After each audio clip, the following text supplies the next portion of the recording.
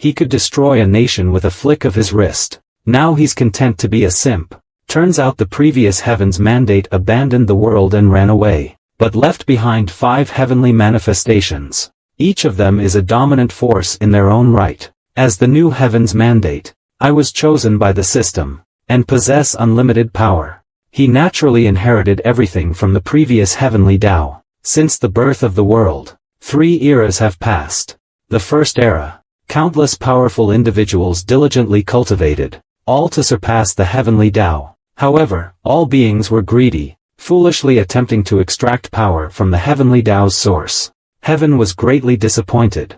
Ultimately, heaven destroyed all beings. The second era, the world was divided into 3 realms, heaven, humanity, and hell. Strong individuals from the human realm ascended to the heavenly realm. The weak were reincarnated into hell. However, the strong individuals from the first era were not completely annihilated. They were reborn as humans, emerging from nowhere. He once again embarks on the path to heaven, wishing to contend with heaven for supremacy. Ultimately, heaven was enraged, sending down thunderbolts. Heaven destroyed all living beings. And in the 3rd year, the reason why he became heaven, it's simply because the previous heavenly Tao ran away. He learned that the previous heavenly Tao always used force to solve problems. He would never make the same low-level mistake, because he knew deeply that force cannot solve problems. It can only eliminate enemies. He was chatting happily with the system. A reckless dragon attacked him out of nowhere. He simply took out a clump of earwax. A light flick of the finger instantly pierced through 2 mountain ranges. The next second, the evil dragon turned and fled without looking back. In the eyes of heaven's Tao, even the world's strongest reverse heavenly king wouldn't last 3 moves. Moreover, a mere 4th-order dragon wasn't worth his effort. To better understand this world, he decided to conduct a personal investigation. But as he just reached the city gate, he saw cartloads of slaves being transported into the city, regardless of their race or age. Once they become slaves, they become commodities for people to manipulate at will. Looking at the slaves confined in cages, each one looked disheartened, like walking corpses. He seemed to be deep in thought, but he left directly. Human trafficking is worse than feudal rule, a leftover of backwardness. The system couldn't help but wonder, as the heavenly Tao, why didn't he free those slaves? But he pointed his finger at the shops in the city one by one. Slave trading guilds like this one are everywhere on the continent. Even if you freed every slave in the world, new guilds would spring up to take their place, and the world would be plunged back into the slave-hunting frenzy. To solve the problem, one must attack the root cause. Then he walked into the slave trading guild. The waiter, smiling brightly, began to introduce the slaves in the shop. There were at least 100 slaves of various types in the shop. He stopped before a girl. "Do you want to be free?" The girl shook her head. These slaves had been repeatedly trained by the Chamber of Commerce, and had long since lost their yearning for freedom. Only the thought of mere survival remained. "Do you have someone you love?" When heaven asked this question, the girl was slightly stunned. In the end, she lowered her head. "I only want to be my master's slave." Heaven sighed softly. He directly walked into the VIP room. What he would do next? It's to completely change the rules of this world. He waved his hand. System activated. Prepare to program. Below 5th order. As long as any human trafficking exists, they will be subjected to the Black Shadow's never-ending pursuit, until they die or stop trafficking. But the system is confused. Why is this rule only limited to below 5th rank? Above 5th rank are immortals. If immortals still traffic in human beings, that's truly shameless. As the last word was inputted, he decisively pressed the confirm button. The system emitted a dazzling light. It spread across the world in an instant. After a moment of disorientation, the rules officially started. At this time, Xiao Er arrived at the room with a group of slaves, smiling brightly, about to introduce them, only to feel a chill down his spine. A dark figure silently emerged. Now before him, it seems there's going to be a good show. Meanwhile, the entire Chamber of Commerce began to liven up. The security captain, a second-order warrior, was struck by the shadowy figure, smashing through the wall and flying out. Faced with the shadowy figure's attack, the security captain couldn't understand what happened. He looks exactly like me. But why is his strength so much greater? He used all his strength. But before the dark figure, all resistance was futile. Finally, the dark figure struck down with a sword, and the captain was powerless to resist. I thought this time I would surely die. But the dark figure turned and left. He came to the side of the slaves. He raised the long sword in his hand, and shattered the shackles on their bodies. It turned out that heaven had not completely exterminated them. He gave the traffickers a chance to repent. He didn't want to destroy all living beings again. He looked at the stunned crowd. The heavenly Tao is acting like a drama queen. So that's it. I understand. These shadows aren't trying to kill anyone. They just want to rescue the slaves. Upon hearing this, everyone finally understood. At this time, the Merchant Guild Hall was also in complete chaos. Watching the slaves flee in all directions, the elder, enraged, shouted to quickly stop them. But the next second, Black Hawk silently appeared behind him. He punched him in the face, sending him flying heavily. Let's see if he dares to do such wicked things again. Looking at the rescued elf girl, Heaven's Path smiled with relief. Go. Go home. The elf girl seemed to sense something. She turned to look at the handsome young man. Tears of gratitude flowed down her face. Suddenly, a strand of light green clothing fell. A white-haired girl knelt down. My lord, I have finally found you. My subordinate wishes to follow you and leave Dao. He is Qing Tian, one of heaven's incarnations. But heaven rejected his request with a look of disdain. Qing Tian's face instantly darkened. But the next second, tears welled up in his eyes, and he burst into tears, looking utterly aggrieved. He started acting like a spoiled child, hugging heaven. Where did I do wrong, master? I can change it. I'll keep changing it until master is satisfied. Facing Qingtian's coquettish and cute behavior, Tian Dao's face was full of helplessness. Actually, he didn't truly dislike Qing Tian. It's just that Qingtian's hot-tempered nature worried him, afraid that he would destroy another country in a fit of anger. Besides, wasn't he aware of Qingtian's little schemes? Do you want to stay by my side? You're clearly clinging to me. Keeping you by my side. I have to be on guard against you sneaking into my room at night. But I can't do anything about it. You can follow me if you want. But you have to stay quietly to the side. Especially, you mustn't kneel. But these words, in Qingtian's eyes, truly made him believe that heaven was concerned about him. Looking at Qingtian's expectant face, heaven was truly troubled. He clearly wanted to break the world's slavery system, but now he had a slave by his side. The system didn't agree with his current state. Calling it dog-licking would be more accurate. Tian Dao couldn't help but feel doubtful. Are the 5 celestial incarnations of the previous Tian Dao all like this? You can rest assured about this. Among the 5 incarnations, only Qing Tian, Yuming Tian, and Sang Tian are female. Han Dun Tian and Huang Tian are male. They are all absolutely loyal to you. Hearing the system's reply, his headache intensified. Isn't that just a bunch of trouble? He then turned to Qing Tian. What's your take on the Defiers? Defiers are all greedy, no matter how many years pass. For their own selfish desires, they will only slaughter each other. Qing Tian became even more excited. Gods perish and are ground to dust. Eternity rushes by. The profound and ancient times. Only heaven is eternal. Having no master is the eternal ruler of the 3 realms. Looking at Qingtian's excited expression, he slowly turned his head. He sighed softly. Although I'm unbeatable in a one-on-one fight, I'm afraid I wouldn't be able to withstand a mob attack. He then got up and waved to the sky. There are still many things to do.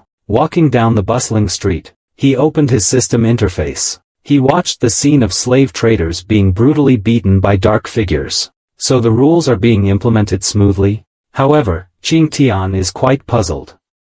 You could clearly let everyone obtain endless wealth, and eliminate all classes and oppression. So why use the black shadow to break the slavery system? Hearing this, Tian Dao immediately gave him a look. If that were the case, wouldn't that mean everyone would return to primitive society? Sokaye is to open up the path of human form, satirizing everything, guiding everything. The meaning of existence is to maintain order, to correct the damaged status quo, not to overthrow the entire society. Looking at Qingtian's confident expression, Tian Dao couldn't help but wonder if he had actually understood. At that moment, there happened to be a girl beside him giving alms, while his wallet was also being targeted by someone behind him. To prevent Qing Tian from causing trouble, he casually snapped his fingers, and Qing Tian was hidden away.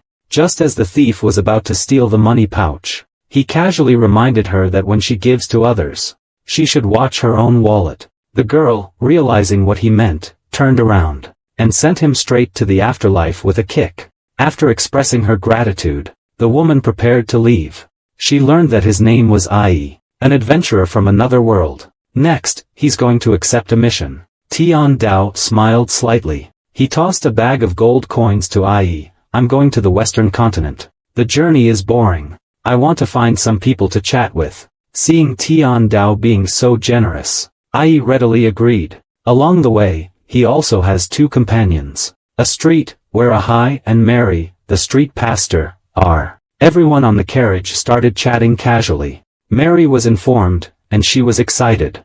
Guangming called a halt. But in Tiandao's eyes, all previous Guangming gods were only at the peak of the heavenly rank. They didn't even have the qualifications to fight him. Remember the first Guangming god? He died at the hands of Qing Tian, but Qing Tian certainly doesn't remember. Think of the countless lives lost at his hands. Not 100, but at least 80.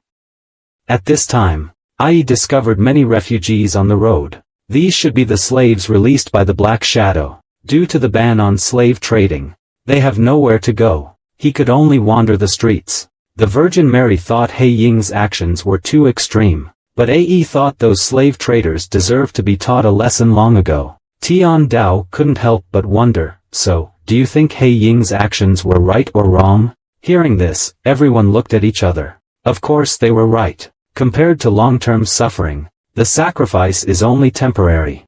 They lost their shackles, but gained a future. Ahai's words awakened everyone. The Virgin Mary continuously prayed for the God of Light to save these suffering people, but Tian Dao looked disdainful, saying the God of Light couldn't even save himself, let alone others.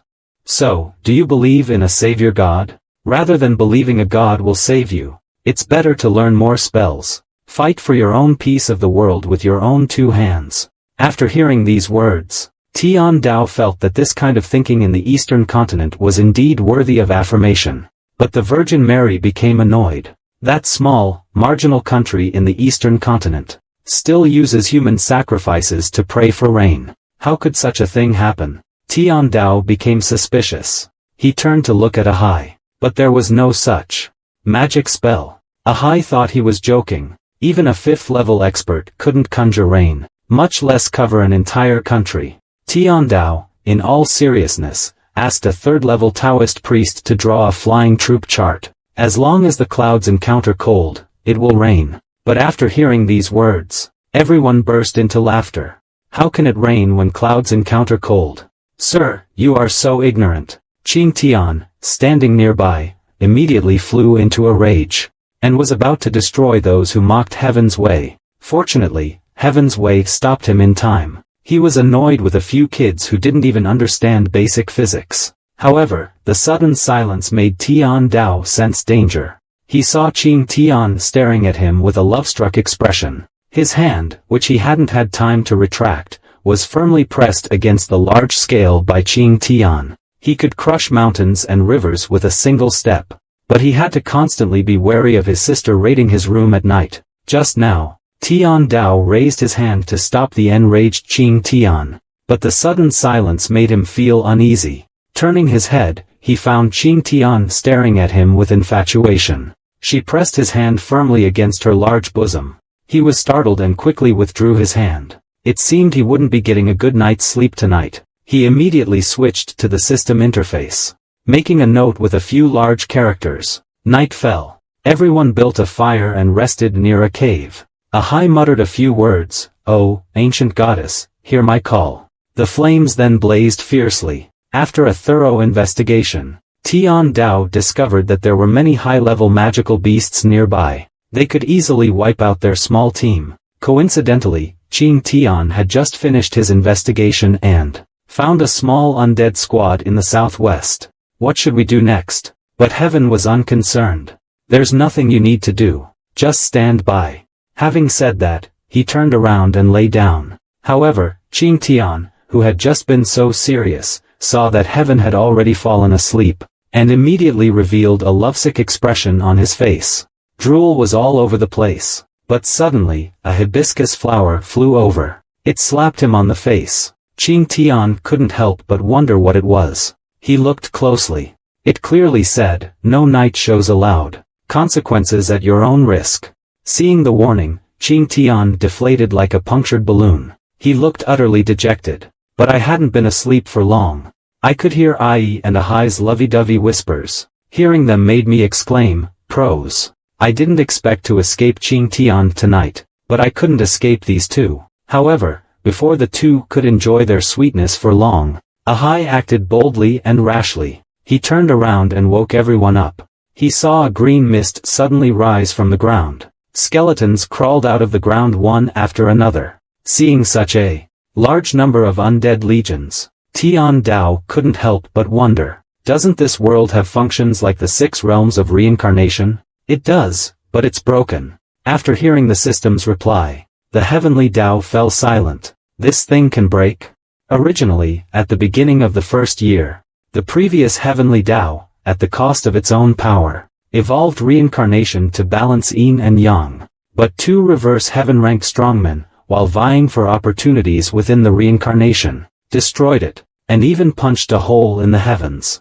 It caused immeasurable casualties. Heaven never expected them to have such power. He sighed softly. Now he somewhat understands why the previous heaven resorted to force to solve problems. At this time, the undead legion pressed forward. Upon seeing everyone, they began to speak. Never having witnessed such a scene, the Virgin Mary could no longer suppress the fear in her heart. She dropped her weapon. Begin praying for the light god to come to the rescue. Heaven glanced casually. Slowly walked out. He looked at the leading undead knight. Immediately, a vast surge of energy shot up into the sky.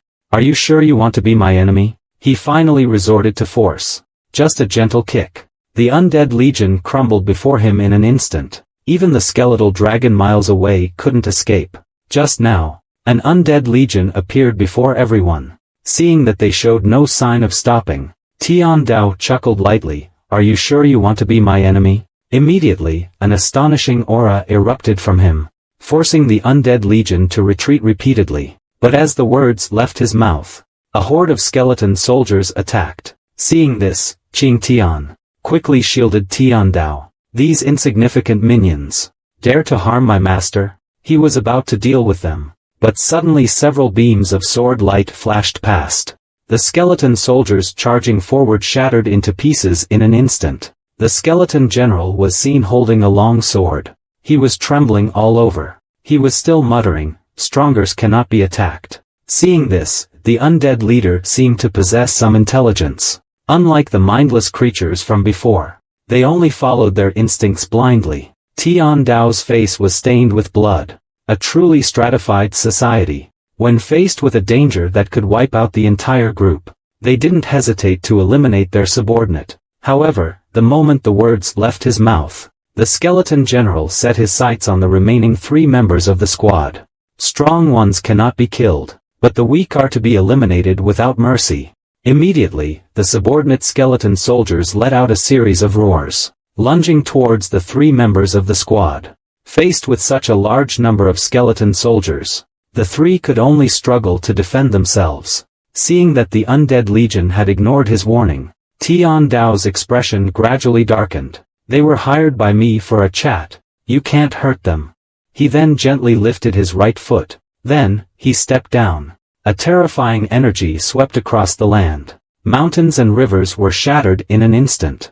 The earth cracked open. The undead legion was powerless against this immense force. Moments later, only piles of skeletal remains were left on the ground. Tian Dao looked at the skeletal remains. He spoke, "No need to hide. You're the leader, aren't you?" A soft and cute girl stumbled out. He is Indinir, a member of the Necromancer Church. Faced with Tian Dao's terrifying power, he trembled involuntarily. He quickly apologized for his earlier interruption.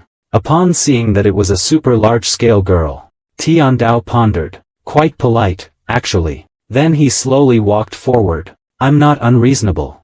I hope you'll be more careful in the future. Not everyone is as easygoing as I am. Having said that, he let them leave. Seeing that Tiandao hadn't made things difficult for them, at Ymir's command, the resurrected undead legions knelt down, making way for the heavenly path. But they hadn't gone far, when the Virgin Mary behind them grew increasingly gloomy, shouting that they couldn't just leave like this. She believed that if they left like this, many more would die at the hands of these undead. He turned his head away, speechless. Then what do you want me to do? Of course, eliminate them. You are more powerful than them. Eliminate them. You will become the savior of the world. But Tiandao slapped his hand away. Do you mean that just because you're stronger than others, you can eliminate them at will? I really doubt whether you are a follower of the God of Light. In the eyes of the original God of Light, these undead are nothing more than nocturnal creatures who hate sunlight. All things in the world should be equal. Relying on your strength to eliminate those who have different ideas and beliefs from yours. Don't you think it's twisted? After hearing Heaven's words, the Virgin Mary hung her head in shame. To thank Heaven's path for saving my life. I wanted to return the favor by taking revenge. Heaven's path did not accept it. I enjoyed chatting with you all. And I've also had a new idea. He then called up the system interface, and once again made a note of several important matters. Because the 6 realms of reincarnation have been destroyed. All dead creatures have become walking corpses, the undead. Tiandao muttered a few words. Since I have become the new Tiandao, then I shall take on the task of reshaping the cycle of yin and yang. With a fluctuation in space, he shattered the void, appearing within the netherworld. He looked upon the scene of death and destruction. He sighed softly. He looked up at the 6 realms of reincarnation in the sky, which was currently in a shattered state. Then, with a thought, he instantly appeared beside the reincarnation. Next, he was going to reconstruct the reincarnation. But at this moment, the system intervened, saying, while you are reconstructing the reincarnation, it will consume most of your power. You will become very vulnerable. Hearing the system's words, Heaven's Tao was also quite curious, just how vulnerable you would become. You could probably withstand a single attack from a peak heaven stage expert, but a second attack would be somewhat painful. After hearing the system, after the explanation, Heaven directly gave him a white eye. It seems you have some misunderstanding about the definition of fragility, but considering that he cannot be influenced when reshaping reincarnation, Heaven fell into contemplation again. When he saw Qing Tian beside him, he let out a surprised laugh. He grabbed Qingtian's hand. Hold him in your arms. Now it's your turn to help me. Hearing Tiandao's words, Qing Tian never imagined that what he had longed for in vain for so long would now be able to help him so closely. His face instantly flushed crimson, his eyes sparkling. He stared blankly at the heavenly Tao. He saw streams of energy dissipating. In an instant, it turned into a beam of light, tightly protecting the surrounding space. Then, let the reconstruction begin. As soon as he finished speaking, streams of energy emanated from the heavenly Tao's hand, constantly being injected into the cycle of reincarnation. And this energy, after reincarnation, transformed into beams of light, showering the entire land. After being bathed in this energy, even the mindless undead stopped in their tracks. But from a nearby pile of skeletons, a skeletal arm extended. After a few flips of its hand, it reattached the rest of its body. He was indeed a reverse king-level powerhouse from the very first year. The Ghost Emperor, upon seeing the cycle of reincarnation in the sky slowly being repaired, he never imagined that it wasn't yet the end of the epoch. Heaven's Tao would actually take the initiative to repair reincarnation. Back then, he and another secret king-level powerhouse, in their fight for control over reincarnation, had inadvertently damaged it. Since then, for 2 years, the boundary has remained like this. But now, Heaven is repairing reincarnation. He said he would take this opportunity to attack Heaven. However, a cacophony arose beside him. The undead, who were previously only walking corpses, began to regain their memories and consciousness. The Ghost Emperor immediately abandoned his attack. Heaven's power is still terrifying. To act rashly would likely get him crushed. Just then, several energy fluctuations appeared in the space. A group of reckless individuals materialized around the light. A group of reckless individuals materialized around the light.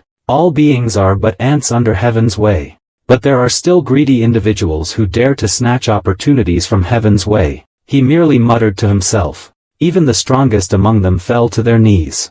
With a single, light punch, the underworld's strongest undead was instantly reduced to ashes. Just now, the heavenly Tao's hand repaired the cycle of reincarnation, but it also attracted the covetous gaze of many powerful figures from the underworld.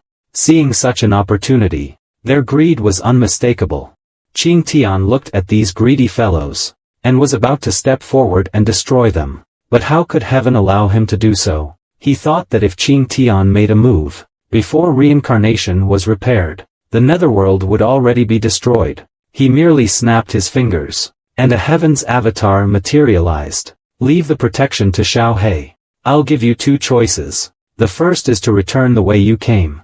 The second is death. Despite hearing Xiao He's warning, some audacious fools still dared to attack Xiao He. But their attacks couldn't even touch Xiao He's body. Xiao He chuckled.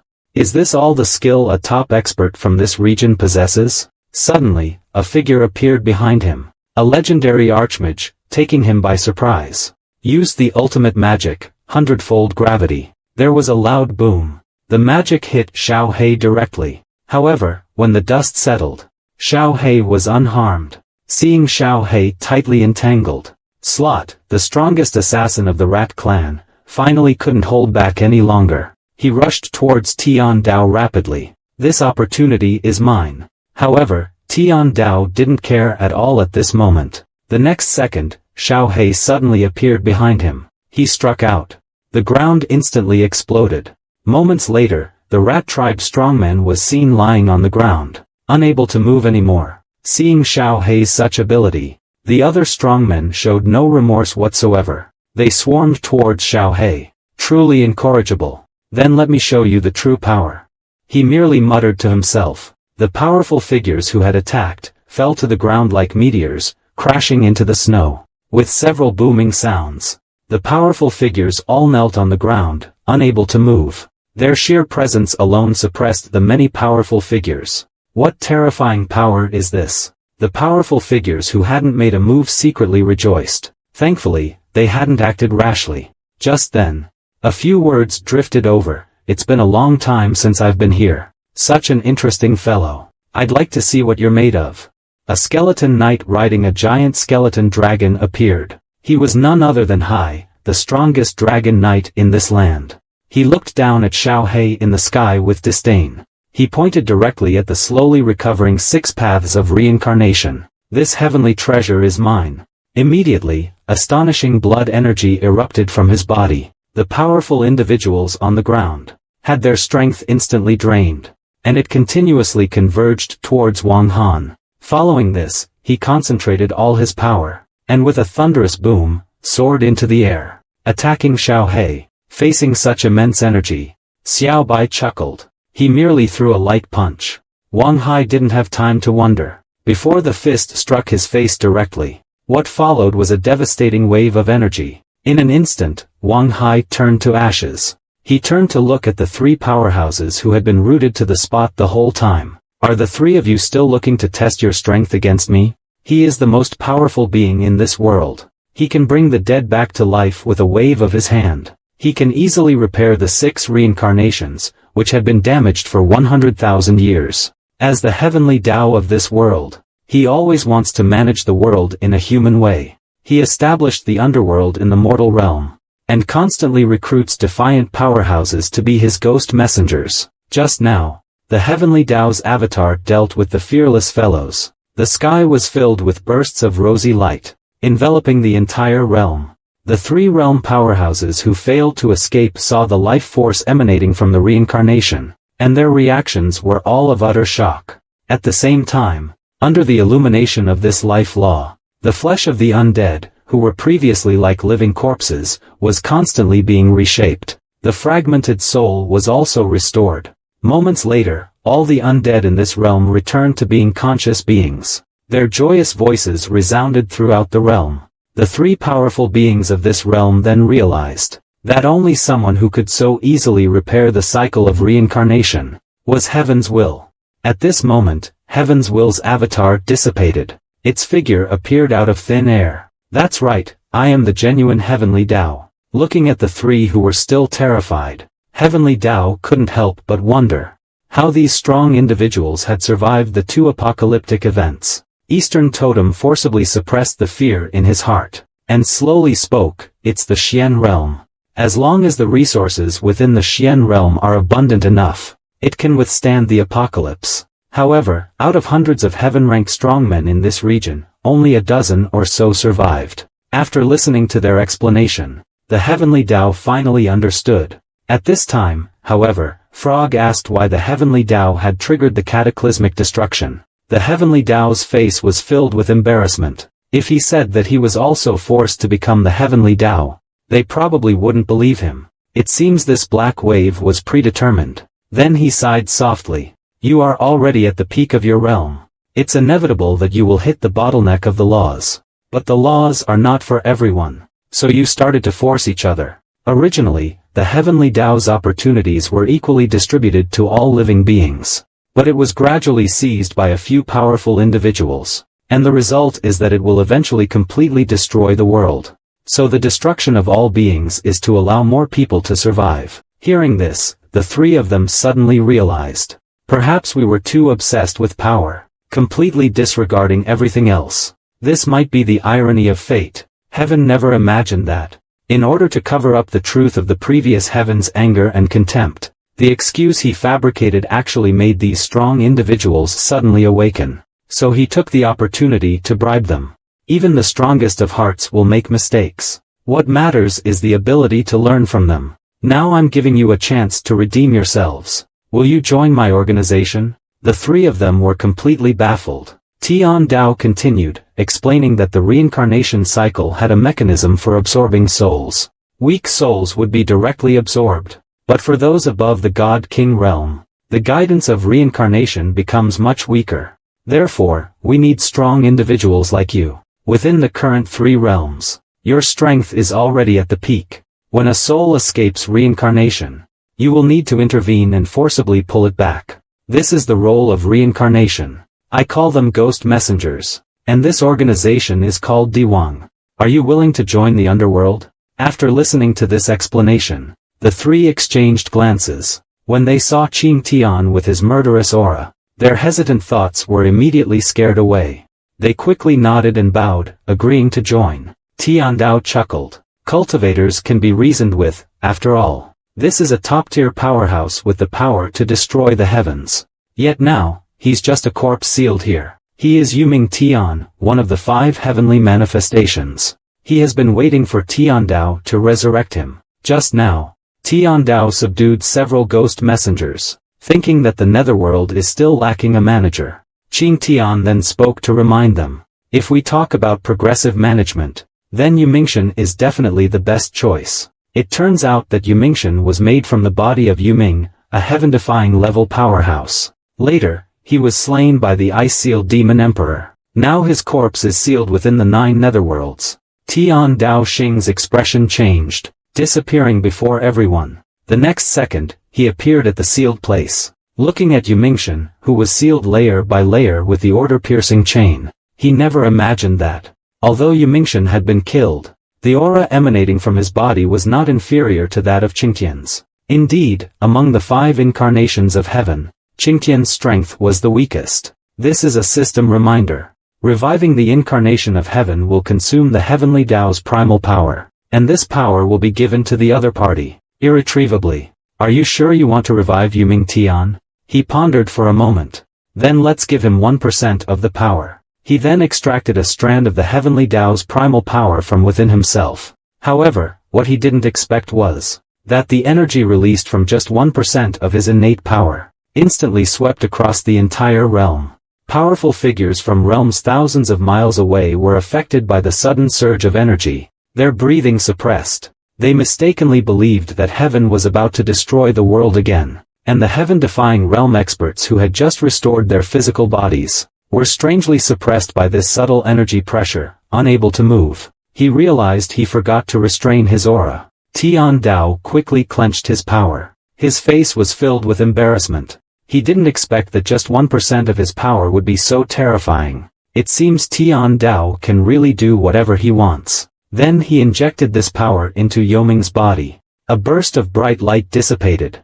The threads of fate shattered as a result. Yumingshan slowly opened his eyes. Upon seeing the man before him, he instantly threw himself onto the man. "My lord, you've finally come." Seeing Yumingshan's tearful eyes, Tian Dao couldn't bring himself to push him away. Fortunately, Qing Tian appeared at that moment, his face full of jealousy. Otherwise, I don't know how long this would have gone on. He realized his previous actions were inappropriate. Yumingshan wiped away the tears from the corner of his eyes.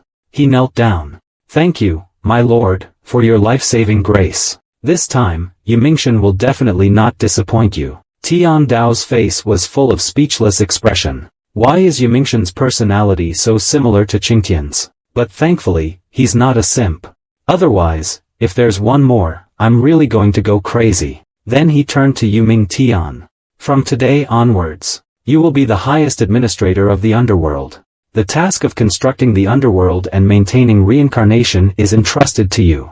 Yuming Tian, having received the task, also began to get excited. He took a deep breath. "Then, I will declare to the entire realm that I am the embodiment of heaven, and Yuming Tian is now the master of the underworld. From today onwards, all living beings in the realm shall be at Wu's disposal. Anyone who disobeys will be considered an enemy of heaven's way." His words instantly spread throughout the entire realm. After hearing this proclamation, the creatures of the realm, everyone was terrified. They looked up in awe. Seeing that Yuming Tian really had some ability, heaven felt relieved. It seemed that the underworld would be in good hands. Then he smiled slightly. Next, he would go to the elf forest. He could alter the laws of the world with a mere gesture. As the of this world, he could have done anything he wanted. Unexpectedly, to treat the little demon, Chu Chu's, injuries, he personally went to the elf forest to search for an antidote. It was simply because he wanted to experience the feeling of doing a quest. Meanwhile, in this beautiful elven kingdom, a small band of bandits were gloating over capturing a high-quality elf. Little did they know, their actions were so foolish. At this time, the law prohibiting the sale of slaves had already taken effect. Seeing the sudden black shadow ahead, Captain Sabi didn't take it to heart. Someone else also came to snatch our spoils. Just as everyone was laughing at him for overestimating himself, the next second, the black shadow formed hand seals on the ground. A divine dragon was summoned. The moment the dragon appeared, the squad leader, Sabi, could no longer contain himself. He was instantly scared into a cold sweat. Suppressing his fear, he tried to bribe the shadowy figure with 2 slaves. However, the shadowy figure bit his finger, indicating that he wanted all the slaves there. At this point, Sabi was enraged. "I found that my dragon wasn't affected by bloodline suppression. I figured the shadow dragon must be fake. So I ordered my underlings to attack together." Looking at the foolish little shadow dragon, I used just 1 dragon's breath, and the underlings who rushed forward instantly turned to ashes.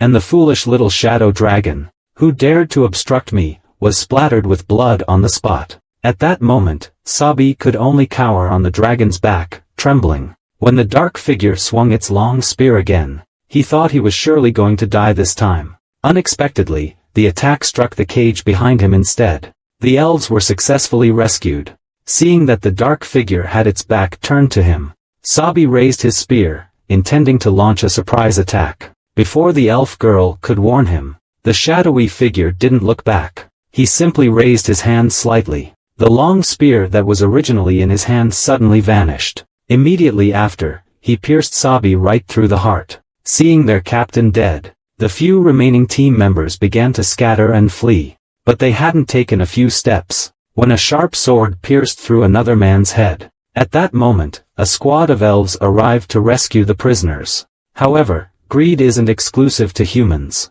After subduing a bandit, an elf declared their intention to sell him to a nobleman. Hearing this, the shadowy figure instantly transformed into the form of an elf. A sharp sword pierced the elf.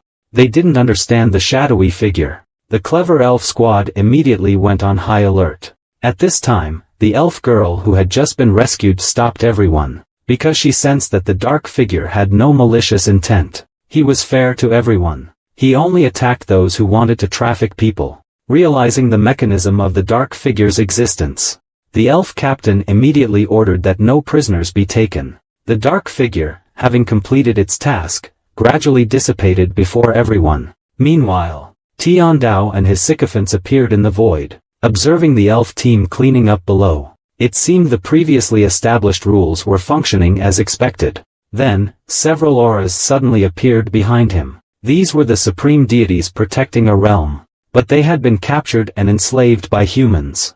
Only with the appearance of the dark shadow were they able to return to their own world. Yet, this place he dedicated his whole life to protecting was completely unrecognizable. Suddenly, several bright flames appeared behind the heavenly Tao. Then they transformed into several ghost messengers. Immediately afterwards, several chains flew out. The souls of those who had just died were destroyed. Watching the ghost messengers slowly drag the souls away, Heavenly Tao chuckled. It seems the underworld is running smoothly. Next, we'll enter the elven capital, Kaya. To avoid unnecessary trouble, Tian Dao transforms into an elf ahead of time. This will allow him to blend in perfectly. However, looking at the city of life before him, Tian Dao felt slightly disappointed. The beggars everywhere and the high-ranking elf nobles presented a stark contrast. Such a huge gap between the rich and the poor. Even heaven feels helpless.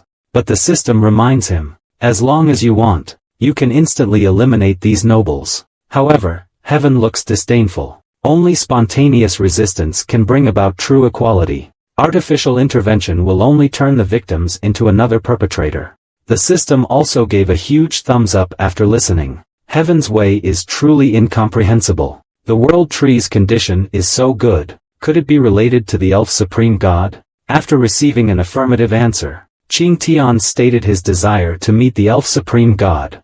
He'll go burn down the world tree right now. That guy will surely come out. Heaven would just give him a crack on the head. He is, after all, a peace-loving ruler. He must understand the true intentions of these defiant individuals. Only by making more friends and fewer enemies, can we unite as one, and achieve true peace. At that moment, a voice suddenly came from behind. A girl, driving a beast-drawn carriage, came crashing through. This person is none other than Princess Thea, the elf princess. However, seeing the heavenly Tao ahead, she showed no sign of stopping. The heavenly Tao did not move. The next second, the carriage went straight through him. Watching the little girl ride away, she had successfully angered the ruler of this world. This is how the nobles here teach their children. If it weren't for his good temper, I would have thrown him into the black orc horde long ago. Then, suddenly, a green figure flashed past. Just as the beast cart was about to run over an old man, the green figure successfully saved him. Afterwards, the little girl kept shouting, "Watch where you're going, you commoners." The girl didn't understand at the time why the elves had become like this. His actions just now have also received heaven's affirmation. I didn't expect that in this strictly hierarchical elf race, there would be such kindness. Heaven is not easily moved. The elf princess has always been so overbearing. It turns out it's not just the elf princess. All the elf nobles are like this. The fate of the elf people is predetermined from birth. The golden elves and moon elves are the rulers. Sea elves and forest elves are artisans. While gray elves and black elves, like the old man, can only be servants. Hearing these words, the girl screamed loudly, "No! An elf status should never be determined by birth." However, her scream was so powerless in the face of reality, because elves have vastly different lifespans. The lowest-ranking elves only live for a mere 1,000 years. Come on, Xiaodan. I'll take you to make some quick money, and pay off my game pod's installment loan by the way. I can even make a killing from it. 10 copper coins worth of iron ore was the beginning of the male lead's rise to riches in the virtual game, because the ore mined in the virtual game could be traded for gold, silver, and copper coins. 1 gold coin in the virtual game is equivalent to 50,000 renminbi. Arcadia's economic structure is very similar to that of the real world. It's simply about production, consumption, supply, and demand, and the flow of goods. Each town in the game even has its own unique resources and specialties. The market price of goods fluctuates constantly with time. But in Arcadia, the most sought-after commodity is the humble iron ore. Its price skyrockets daily. The doubled inflation rate caused countless blacksmiths to lose their forging skills. And the origin of all this was the male protagonist. It turned out that after the newbie village was destroyed, tens of thousands of low-level newbies were forced to flood into the MANHUA territory. For a time, the entire game's business world was revitalized by their arrival. A town that originally only had NPC blacksmiths, but in just 1 week, gained thousands of blacksmith apprentices. However, the most terrifying thing is not just that. All of the blacksmith apprentices are newly transferred players. Each and every one of them is determined to become a divine smith. Yet they set up stalls selling shoddily made weapons, relying only on their mouths, which love false advertising. But even in such an environment, iron ore that originally sold for 10 copper coins is now being hyped up to 20 copper coins per piece. Some players also questioned why they shouldn't mine and sell the ore. They were immediately ridiculed by the half-baked blacksmith. Not to mention that the journey back to town from the mine takes 2 hours, and the iron ore drop rate is so low that it makes you question your life choices. In short, it's better to let others mine, and focus on your own equipment repair skills. Improve your skill proficiency. You can also gain a lot of experience. Mining yourself is simply not cost-effective, so no players are willing to take mining quests, because the only reward is simply improving your relationship with the blacksmith. But the male protagonist, Jae-young, smelled a huge business opportunity. It was because he overheard a conversation between blacksmith NPCs by chance. Recently, the Lord has set a mining quota. Even if we work day and night, it's impossible to meet the target, isn't it? Hearing the word Lord, Zyrone, the slime merchant's mind immediately spun at high speed. He never expected this town to have this kind of economic trouble. Maybe I can make a fortune out of it. Every time Zyrone shows that evil grin, Satan knows he's probably up to something. Zyrone walked towards the 2 blacksmiths with a false smile. Perhaps I can help you two solve this problem. At this moment, in Baron Michael's manor, the Baron sat before his desk, deep in thought, but he couldn't figure it out. Overnight, the price of iron ore had risen to 15 copper coins. If this continues, there might even be cases of loss-making forging. Instead, it will be low-grade weapons poorly made by blacksmith apprentices. Perhaps he needs to take some countermeasures. However, as soon as the blacksmith heard that Jae-young was willing to take on the mining task, he immediately assigned him a quota of 20 iron ores. To practice, Jae-young went straight to the Beyond Mountain mine, but he entered the deepest and most hidden part of the mine with Satan. Satan questioned, "Master, is this really going to work? And you actually spent 8,000 points of confidence to have me do something so meaningless?" Urged on by Hyro's impatience, a pop-up window announced successful weapon exchange. Equipment obtained. Destroyer of the Demon's Lair. Its special skill is accelerated mining, and significantly increased the collection rate.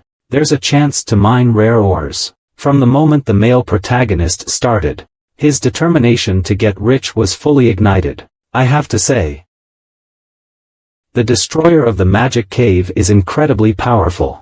The efficiency is extremely high. The ore acquisition pop-ups instantly filled the entire mine.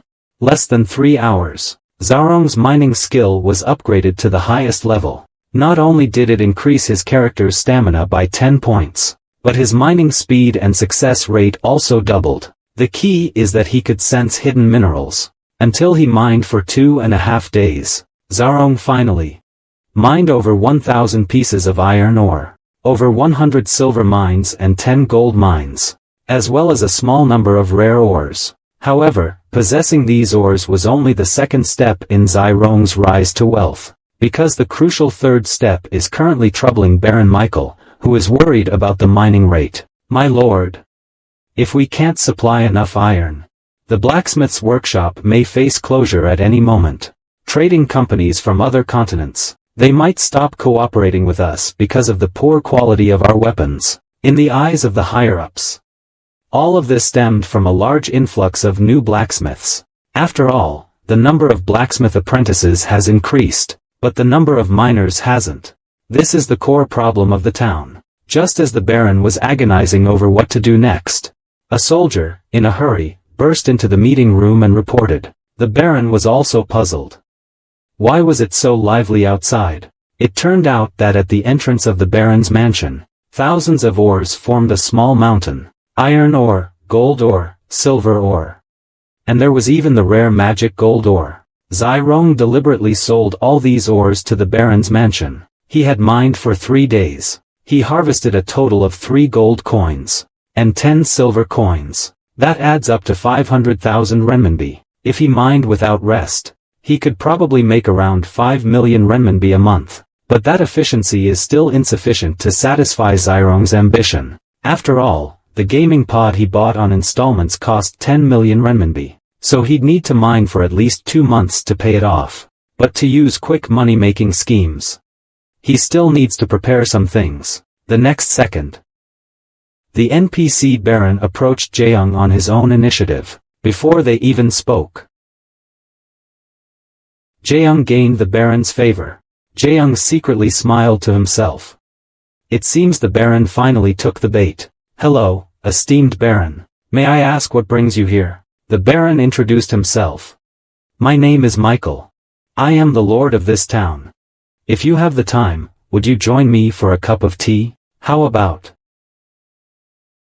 Next is the negotiation with the NPC Baron. The Baron was quite surprised to hear that Zirong had completed the mining of thousands of ores in just 3 days.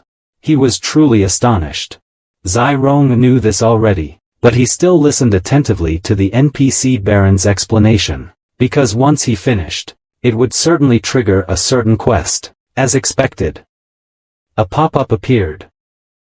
Zirong was waiting for this task. The Lord's troubles. Please help the Lord increase the number of miners and improve the mining output. Zirong decisively clicked to accept the task. Then he patted his chest. With utmost sincerity, Baron, I'm here precisely to address the issue of the town's ore supply, but I need to make some preparations first.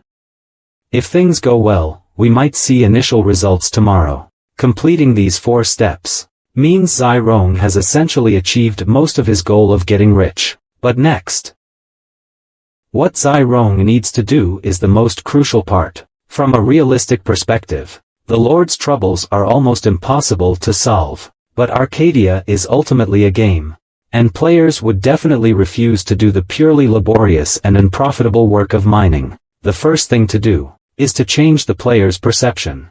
So Jaeyoung opened a video account called Destroyer's Daily Life. created a video account called Destroyer's Daily Life. I'm going to post this video. I don't believe no players will fall for it. So, my dears, can you guess what Zirong is going to do next? He gives an NPC a project plan. But in return, he gets 10% of the annual profit from the game's mine. And this plan only mentions 4 methods. Not only did it help the Lord get a lot of free miners, but it also doubled the mining output. It turned out that the simple, unprofitable mining work lacked new recruits. Nobody wanted to do it. This led to a severe shortage of iron ore in the whole town. So, the male protagonist, sensing a business opportunity, racked his brains and came up with 4 solutions. He just needed willing participants. Then he could make a fortune without lifting a finger. First, Zirong needed to change the player's perception of mining. So he started a video account called A Destroyer's Daily Life. Surprisingly, the account's first video quickly became popular in the gaming section. It was simply because of a short sentence, "You can actually make money from Arcadia." And the first scene of the video was inside the Beyond Mountain mine. No new player is unfamiliar with this location. More than 10 gold coins made the viewer's eyes light up with anticipation. You should know that 10 gold coins in the game are worth 500,000 renminbi. Listen up, newbies. Your mining skill is F grade when you start. You can only mine 20 iron ores in an hour. That's 400 copper coins. So we need to improve our mining skill first. This will not only improve efficiency, but also give you a chance to find rare ores. Now that I have A-grade mining, I'll get a rare ore every day. Rare ore appears. It immediately caught the attention of new players. Let's skip the boring mining part. Finally, I'll sell the ore to the NPC merchant. Then, my income for today will be 1 gold coin, and 82 silver coins. That is 130,000. The male lead's few short words instantly ignited the desires in people's hearts. Even the classmate who had just been preparing gasoline, at this moment, seemed obsessed and was in a hurry to go online. The internet was immediately thrown into an uproar because of this. Actually, the mining efficiency shown in the video was because Jae-young had exchanged cheating equipment from Satan. This was made possible, but hidden within his clever editing, were these facts, making it seem so easy to make money. That afternoon, all the iron islands in the entire town were swept away by new players, everyone in unison, equipped and charging into the mine. The Baron laughed heartily at this sight. The player, who would normally be impossible to move even with 9 oxen, was surprisingly eager to head to the mine. So, Dex, what method did you use? It's not worth mentioning, Jae-young. I merely ignited their primal desires. After all, adventurers are all money-grubbing lackeys. Of course, my Lord Baron. But don't get too excited yet. There are still 3 more steps. Only then will they voluntarily stay at the mine site. First, we drive them by reducing the miner's base salary to the minimum level, and grant them a certain percentage of the mineral yield. This will weed out the lazy and incompetent.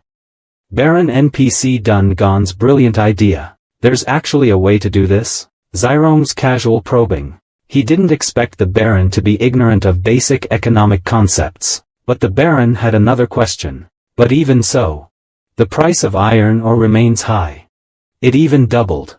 20 copper coins per load, Zyrong. But it spared the Baron from any worries. Anyway, even if the price were higher, those who needed to buy it would still buy it. In fact, for those master blacksmiths, even if the iron ore cost 20 copper coins apiece, the profit margin would still be very substantial. They didn't even raise their prices because of the increased cost of raw materials. If anyone still found the price too high, then let them dig their own wells if they want to. Whoever's thirsty should dig their own well. Isn't that only natural? After listening, the Baron seemed to have his chakras aligned. There are actually such tricks in business. If you weren't an adventurer, I'd even want to hire you as my financial officer. However, Jae-young has paved the way for this for so long. He was just waiting for the Baron to open his mouth and offer him a reward. The next second, Jae-young placed the scroll he had prepared beforehand on the table. The Baron was baffled by the scroll handed to him. My lord, this is the project proposal I wrote. Please take a look. I guarantee you'll be satisfied. You should know that the income a single person can bring is quite limited. So how do we break through this limit? It's simple. Lead a group instead of just one person. If you, my Lord Baron, are willing to give me 10% of the mine's annual income, I will hand over the complete ownership and management methods of this project to you. Looking at the town's enthusiasm for mining, the Duke has no reason to refuse. But Satan was curious. Is there anything else in the project proposal? But Zyrong vividly compared it to easy to go up the mountain, hard to go down. So-called mining is a thankless job. Ordinary players can mine at most 10 iron ores per hour. And the reason why I can mine rare ores is because I have the destroyer's equipment from the magic cave. Satan understood immediately. Aren't you digging a pit for the newcomers to fall into? But why should the newbies waste their time mining for you? Of course, there are ways to keep them. That is, selling entrance tickets to the mine. And the poor are only left with time. Those who can't afford the entrance tickets can also repay the loan with the mined minerals. The price of the entrance ticket is about 1 gold coin. Satan listened, and immediately felt a tingling sensation on his scalp. Such a high entry barrier. Who would buy? Not necessarily. After all, the message I put out was that mining is as easy as picking up money from the ground. So I'm not worried they won't be willing to enter at a high price. Jae-young let out an evil smile. This way, I can just sit back and enjoy the fruits of my labor. The feeling of being the devil, Satan. The Zyrong before me is the true devil. He blackmailed others without a shred of guilt. After much thought, I still feel that this guy is fit to be my master. But what Zaorong didn't expect was, Harl was even worse off than him. A new player, after seeing Zaorong's video, immediately felt a sense of emptiness. But he was stopped by a guard. "Don't you know you need a ticket to mine here?" The boy was completely bewildered. Why didn't the video mention this? Has the situation at the mine changed? It turned out the NPC guard was morally blackmailing him, saying, "Have you adventurers contributed anything to the development of this mine? No work, no gain. Isn't it only right to pay a usage fee? That makes sense. Excuse me, how much is this entrance ticket? It's not expensive. Only 30 gold coins a month." The boy was scared out of his wits. He was terrified. A gold coin is equivalent to 50,000 usage fee per day. The key is, I can't afford it. Could his dream of getting rich overnight just vanish into thin air? The guard instantly saw through the boy's thoughts. He quietly revealed a sly smile. He comforted the boy. "Don't lose heart. Just looking at your gear, I can tell you're not wealthy. But our Lord has introduced a system for people like you. It's called, use first, serve later, I think. You can go to the information center and ask me about the details." The NPC customer service representative at the consultation center was strikingly beautiful. This immediately lowered the boy's defenses. Watching the boy walk toward the consultation center, the NPC guards seemed to see the boy's irreversible future. Meanwhile, the constant clang of pickaxes echoed from the mine. Everyone prayed to heaven for a rare ore to drop, so they could pay off their entrance fee early. I didn't expect these players would willingly become slaves. This scheme of easy ascent but difficult descent definitely isn't something the Lord could have thought up. In any case, whoever came up with this scheme is practically a walking demon. At this time, a pop-up appeared on Jae-young's screen, saying that the daily mining target of 10,000 iron ore had been achieved. The Lord's troubles has been completed. Please find the Lord to receive the task-related rewards. Jae-young was also puzzled. How could it be faster than I imagined? But right now, Zaorong doesn't have time to receive the award, because Satan has brought him deep into the Beyond Mountains. Here, there's actually an ancient relic. The surrounding stones look like they've been abandoned for a long time, but this iron gate is still gleaming brightly. Could it be that the gate is magically protected? So what secret lies hidden behind the door? Even the demon Satan is very interested in this. The boy was mining in the virtual game, but he accidentally dug up a coffin. He couldn't open it no matter what he did. Then the demon lord said the coffin lid was a rare mineral. So the greedy boy dug the coffin lid up as an ore. Then the demon lord pointed at the corpse and said that the necklace around his neck was the most precious item in the entire mine.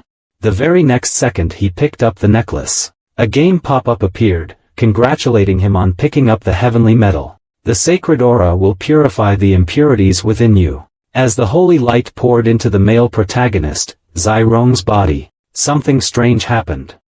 It turned out that Satan had inadvertently found an ancient relic at the foot of the Beyond Mountain. But this place clearly looks like it has been abandoned for a long time. The relic's gate is so shiny and bright. Could it be that the gate has magic cast upon it? So what secrets are hidden behind the gate? Even Satan, the demon king, is excited about this. The moment Hyro touched the door, the sealing magic on the door activated.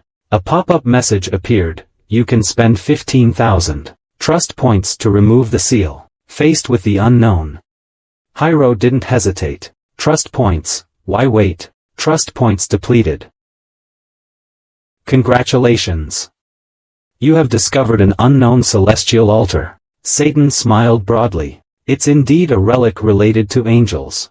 Just as Jae-young opened the relic, the game developers went into a frenzy. JongNAL sent a warning. A user had prematurely invaded the Beyond Mountain. All 693 related quests will be contaminated. It turns out that the location where the first angel descended upon Arcadia was beyond the shore mountain. It was once the entrance to the magnificent celestial realm. To protect the relic, mineral veins were generated around it to divert attention. But now, the entrance to the relic has been prematurely opened by players. The ultimate consequence will be the pollution of future mythical level quests. The Second Holy Demon War. The Holy Demon War is a fierce life-or-death struggle between angels and demons on the stage of Arcadia. He would stop at nothing for revenge. But that wasn't his original intention when he created the elves. Each elf represents a different symbol. In his eyes, all elves should be equal and love each other. He hoped people could let go of their hatred and live in peace. But after hearing what Luludia said, Rhys grew even angrier. If he let go of his hatred, how could he account to those dark elves who had been oppressed to death? Only blood for blood could appease the souls of the dead. He roared, "If you truly want to help the dark elves, you should join him in eliminating all the golden elves." Luludia lowered her head. He can't do that. Whether it's the dark or the golden elves, they are all his children. He doesn't want either side to disappear. Seeing that the situation between the two was becoming increasingly uncontrollable, Heaven once again launched into his usual mode of lecturing. He questioned Rhys, asking what he hoped to achieve if his rebellion was successful. Rhys answered without hesitation. He wanted the gold elves to feel the despair they once experienced. But Heaven's way saw right through him, directly exposing his true intentions. Actually, what you hate is not the gold elves' cruel rule, but the fact that you are not the ones who can cruelly rule. After hearing these words that struck his heart, Rhys panicked. He still tried to justify his actions. He was unlike those selfish gold elves. He only wanted the dark elves to live in peace. But then, the words of Heaven made his justification seem so pale. If you think you're different from the gold elves, then you shouldn't do the same things they do. You just want to prove that you also have the power to oppress your own kind. Rhys fell silent, but he was still unwilling to accept it. Should the misdeeds of the golden elves simply be written off? Those who do wrong should pay the price. But the price is not to turn the golden elves into slaves. At this moment, Rhys finally conceded. He sighed softly. All right, as long as he could ensure the dark elves a peaceful life, that's all that mattered. After seeing a glimmer of hope for their efforts, Rurusha also smiled with relief. He now had a clear understanding of how to truly resolve this conflict. Next, he was going to have a serious talk with the current elf king. This time, he was truly angry. If this was the true face of the current elf nobility, then there was no need for negotiation. Just now, Tendu brought Luludia to the elf palace. Seeing the elf princess physically assaulting a fellow elf over just a cup of coffee, Luludia trembled with anger. How dare these elf nobles treat their own kin like this? However, Tendu pointed in another direction. If this is already too much for you, then you'll probably explode on the spot after seeing what comes next. Two young women were seen bound tightly by chains. Then, they were led by the butler to a room. What happened next utterly enraged the former elven mother goddess. The elf king, leader of his people, not only treated his own kind as playthings, but also constantly collected women from different races as slaves. At this moment, Letitia fell silent. He never imagined that the elven nobles had fallen to such a state. It seems there's no need for negotiations anymore. He summoned the elven staff, a symbol of supreme power. Then, he murmured, "Oh, sleeping world tree, hear my call." A magic circle suddenly appeared, then spread to the entire world tree. After hearing Lulutia's call, the whole earth began to tremble. The elven people all knelt down. Countless Ents began to lose control. They launched an attack on the elven nobles. Meanwhile, in the deepest part of the elven forest, a green dragon gradually woke up. After seeing the magic circle manifested on the world tree, he roared to the sky. Countless beasts were driven mad by his command. This shockwave also reached the elven god realm in the heavens. At this moment, the current elven high god, Lendl, sensed the world tree's anger. Could it be that he has returned? He immediately summoned 3 of his royal guards. He ordered them to go to the human world to check on the world tree's condition. And he ordered that if the world tree turned against them, it should be destroyed. Meanwhile, after seeing the celestial phenomenon, Rhys, she hurriedly summoned all the dark elves. She told them to be prepared for battle, at any moment, because the divine war was about to begin. And at this time, the elf king also appeared before everyone. Who are you? To have provoked the wrath of the world tree? Faced with the elf king's questioning, Lulutia had no intention of explaining. He just wanted the elf nobles to pay for oppressing their own kind today. However, the elf emperor burst into laughter. In his opinion, even with the help of the dark elves and the world tree, They would never be able to overthrow the Golden Elves' rule, because the Golden Elves' deity is the current elven main god. He is also one of the main gods of the West in the heavenly realm. All resistance is a foolish delusion. Faced with the corrupt and decadent elven nobility, the supreme deity who protected their land was utterly disappointed. Was this still the elven race that he had devoted his entire life to protecting? After seeing countless weapons pointed at him, Lulutia fell silent. He simply wanted to make the elven race more harmonious. But why wouldn't they listen? Because their interests are about to be shattered by you. Just like you defied the heavens for your own selfish desires. At this moment, Latilia finally felt the helplessness of the heavens. He looked at the elf soldiers on the city wall. Since you have chosen war, then don't blame me for being ruthless. Then, a pair of giant hands descended from the sky. The Treants began to attack the city walls. The moment they saw the Treants, the soldiers were all panicked. Aren't the Ents our allies? At that moment, the Ents' fist smashed down on them. The soldiers quickly activated their magical formations to defend.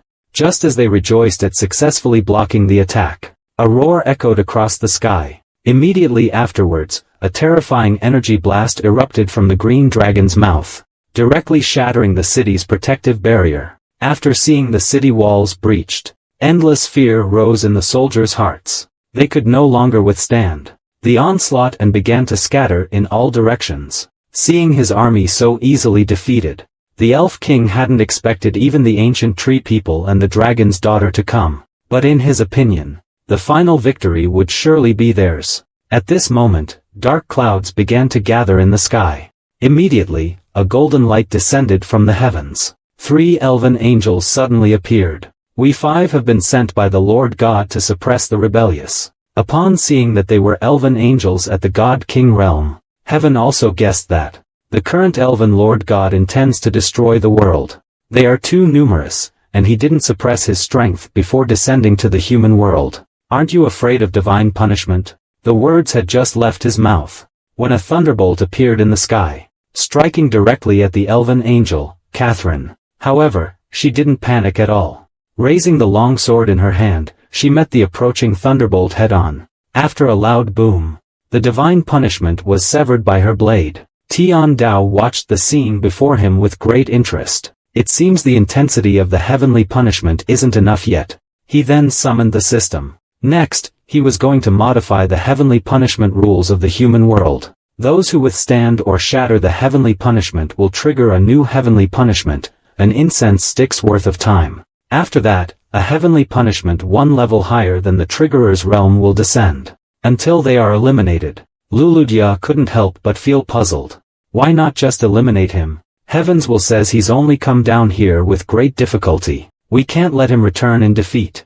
Meanwhile, Catherine sensed that the heavenly thunder was starting to coalesce again, and with even greater power. He also began to panic. It seems it's time for a swift victory. However, the green dragon had already appeared on the city walls at this time. He would never allow these heavenly beings to destroy the current world. He roared angrily at Catherine. That guy, Randall, giving him a good face. Does he really think he's the elven supreme god? Upon sensing the green dragon's terrible oppressive aura, but Catherine didn't back down. He was going to fight for his own supreme god, to completely crush the rotten and corrupt elf nobles. The highest deity who guarded this land finally used his strongest means. When Latia saw Green Ranala wanting to face the Angel King alone, she quickly stepped forward to stop him in his enraged state. Since their target is me, then I'll take care of this side. The task of capturing the Elf King is entrusted to you. Then, he murmured, Great World Tree, oh, hear my call. Please lend me your power. A gigantic magic formation enveloped the entire world tree once again. Countless streams of energy began to gather towards the sky, following which, 6 enormous fruits materialized. Witnessing this scene, Tian Dao beside him was so angry that his veins popped out. He never expected that a mere elven supreme god would possess 6 Xian realms. Then how many resources have the other reverse heavenly king level beings plundered? The system reminded him that if the 6 Xian realms fully developed, they would absorb countless resources from the 3 realms.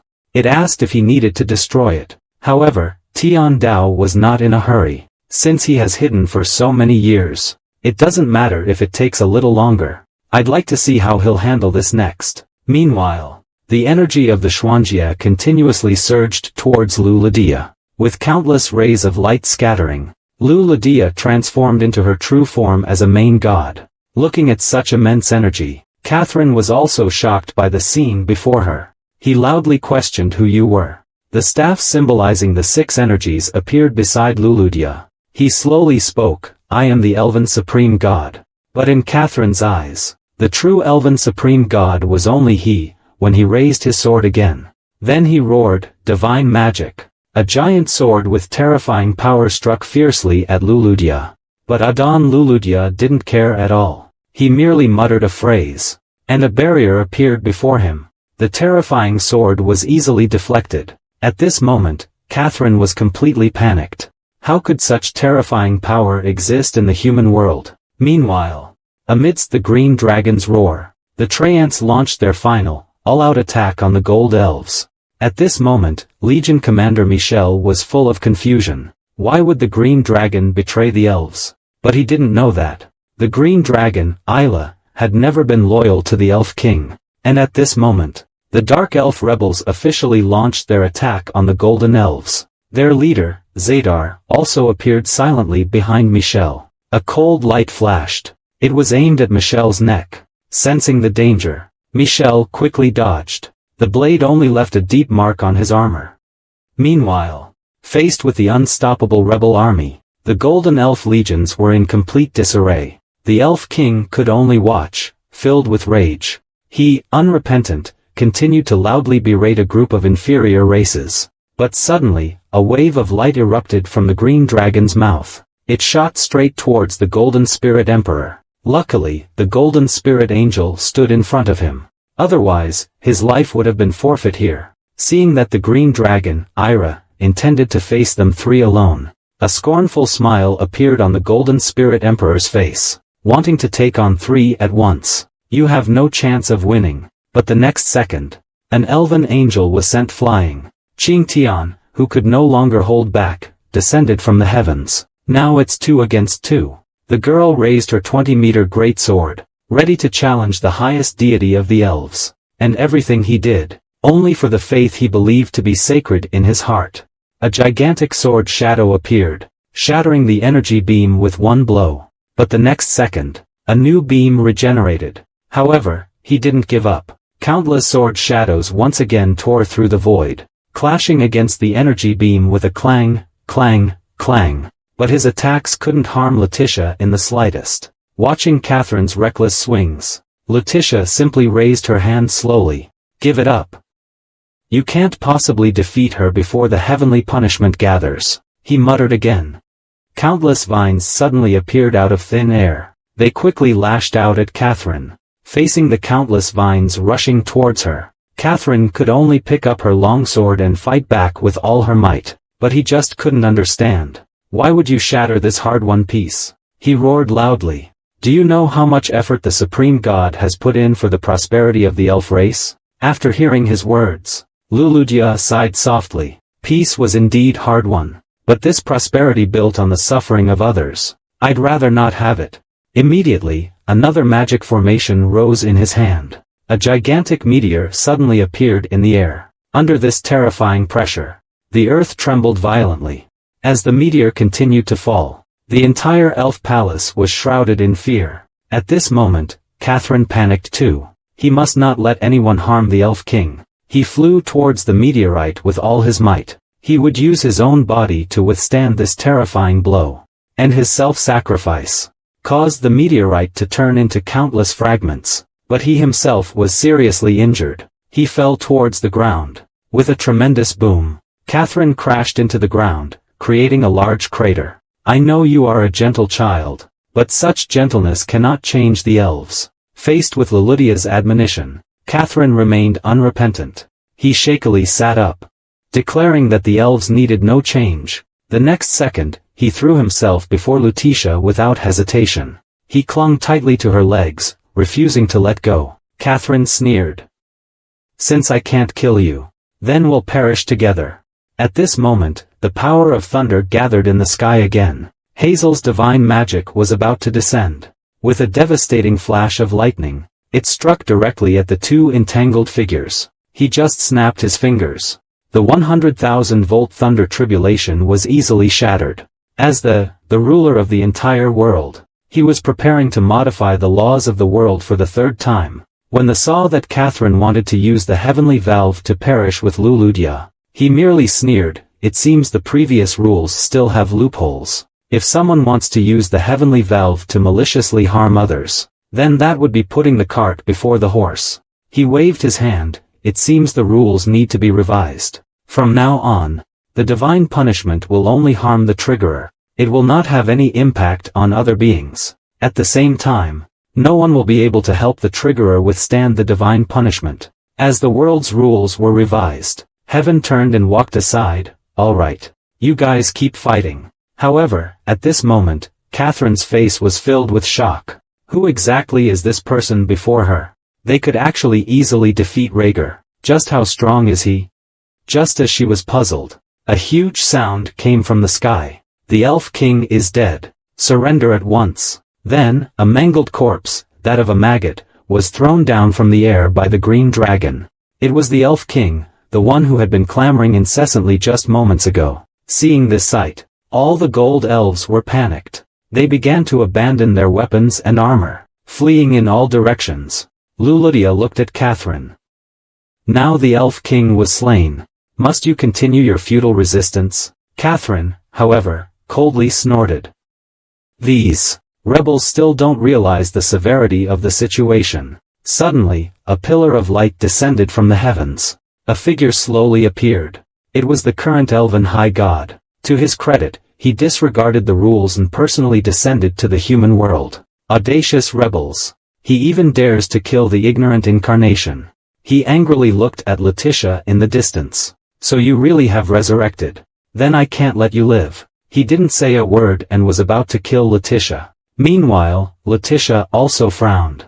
The opponent is a heavenly rank powerhouse. With his current strength, even with the help of world art, he had no chance of winning.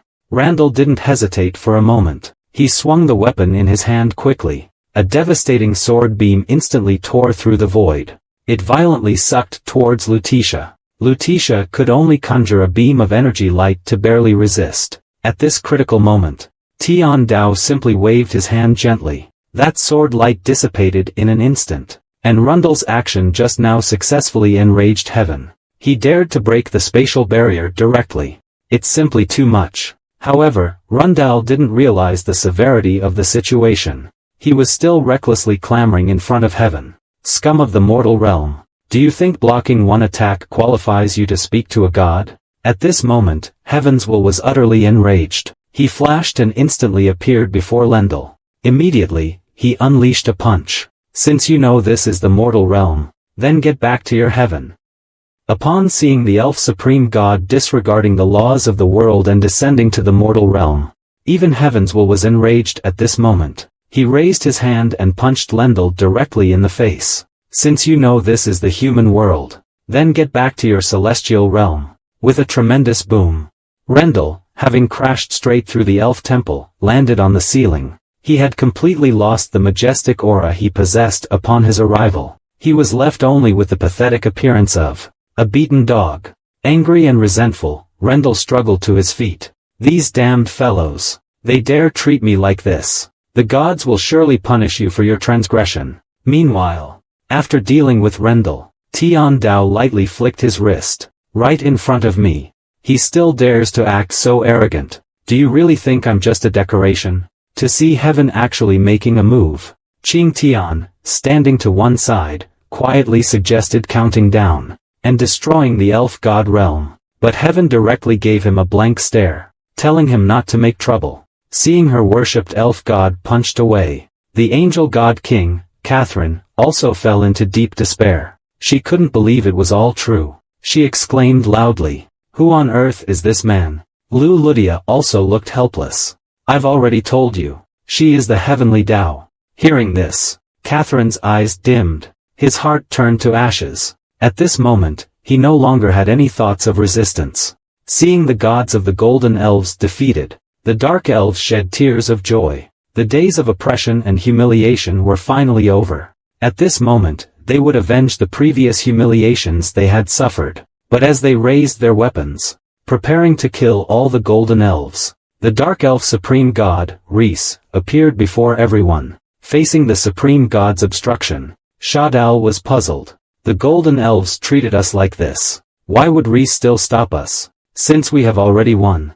Don't let hatred cloud your minds. It will only cause more casualties. Then, Reese slowly looked up, towards the sky. Moreover, if he were to make another move, that one wouldn't stand idly by. A ray of light enveloped Luludia's body. He muttered. He began to declare to this world, the ignorant kin, I am the primal elven god. No regrets today. Immediately after, a magic formation suddenly appeared behind him. The next second, countless life energies surged out from the formation, scattering across the entire land. And under the cover of this energy, the elves' wounds healed instantly. Looking at these disobedient children, Lulutia was truly worried sick. Now that the elf king is dead, I hope you can let go of past grudges, and work together to rebuild our home. Remember, the dragon slayer shouldn't become the dragon. After Lulu's inspiring speech, the dark elves finally lowered their weapons, and the light elves were also deeply moved. The next second, they knelt down together. We are willing to obey the supreme god's command. Seeing this scene before her, Luludia also showed a relieved smile. At the same time, she heard heaven's praise in her ears. This demeanor does have a few characteristics of the supreme god, but Luludia knew very well. He can't relax for a moment now. After all, the mess that Randall left behind is still not cleaned up. The estrangement between the different elf races has lasted for a very long time. His appearance merely maintained a superficial harmony. If he doesn't solve the problem at its root, the conflicts between the different races will continue. Heaven didn't expect that this girl who was shouting about destroying the world not long ago, he could actually think this far now. At this moment, Luludia also showed a determined look. Since heaven had given him a chance to rule the elves again, this time he would definitely make the elf race better. At this time, heaven spoke slowly. Actually, to solve the current problem, it's not impossible. Upon hearing that heaven had a way to solve the elf race's problem, Lulu, aggressive as a wolf, lunged in front of him. She grabbed his hand and rubbed it against her breasts. As long as I can give my people a better life, I'm willing to pay any price. And this scene completely enraged Qing Tian, who was standing nearby. He flew into a rage. As a loyal lapdog of heaven's will, he wouldn't dare to act so brazenly. He never expected a little elven supreme god to dare to make small moves in front of him. Seeing the two of them vying for favor, heaven also felt helpless. It seems this free gift can't be accepted after all. He quickly pushed away Luludia, and stood there obediently to listen. The elves' troubles are basically two. One is the conflict between different elf races. The other is the huge disparity between the rich and the poor. Hearing this, Letitia quickly took out her notebook and started taking notes. She looked exactly like a primary school student diligently listening to a lecture. Currently, there are 4 things that the elves need to change. They are food and clothing, housing, education, and public security. And these 4 points, I can solve them with one method. After hearing it, Luciana also seemed unusually excited. What method exactly? It's so amazing. Tendu chuckled. That is, to establish the elf commune. As the one who dominates all things, Tendu is obsessed with establishing the elf commune. What kind of scene will this be? When she learned that the Heavenly Tao's solution was to establish an elf commune, Lulutia looked puzzled. What exactly is an elf commune? Simply put, a commune is a public community. There are no distinctions of high or low within the commune. All elves will engage in the princess work they are good at, and the commune will provide food and assistance to everyone during childbirth. Based on the current grain output of the elves, it's entirely possible to achieve self-sufficiency. The reason why the lower-class elves lacked food in the past was because the elven nobles sold the surplus grain to humans in exchange for wealth, and the purpose of the elven commune is to solve this very problem. But after listening to Tian Dao's explanation, Lydia still had a worried look on her face. Clothes and food are not a problem, but building houses requires a large sum of money. How can this issue be resolved? Tiandao chuckled. He turned his head and looked at the elven nobles being led away in custody. They seized so much property from the commoners. Now it's time to settle the score with them. Moments later, Luludya appeared before everyone. His face was full of shock. He immediately ordered the confiscation of all the elf nobles' property, waiting for the inspection before storming into the elf community. The Dark Elves, upon hearing this news, all applauded. Having suffered oppression for so long, they had long since grown tired of those elf nobles.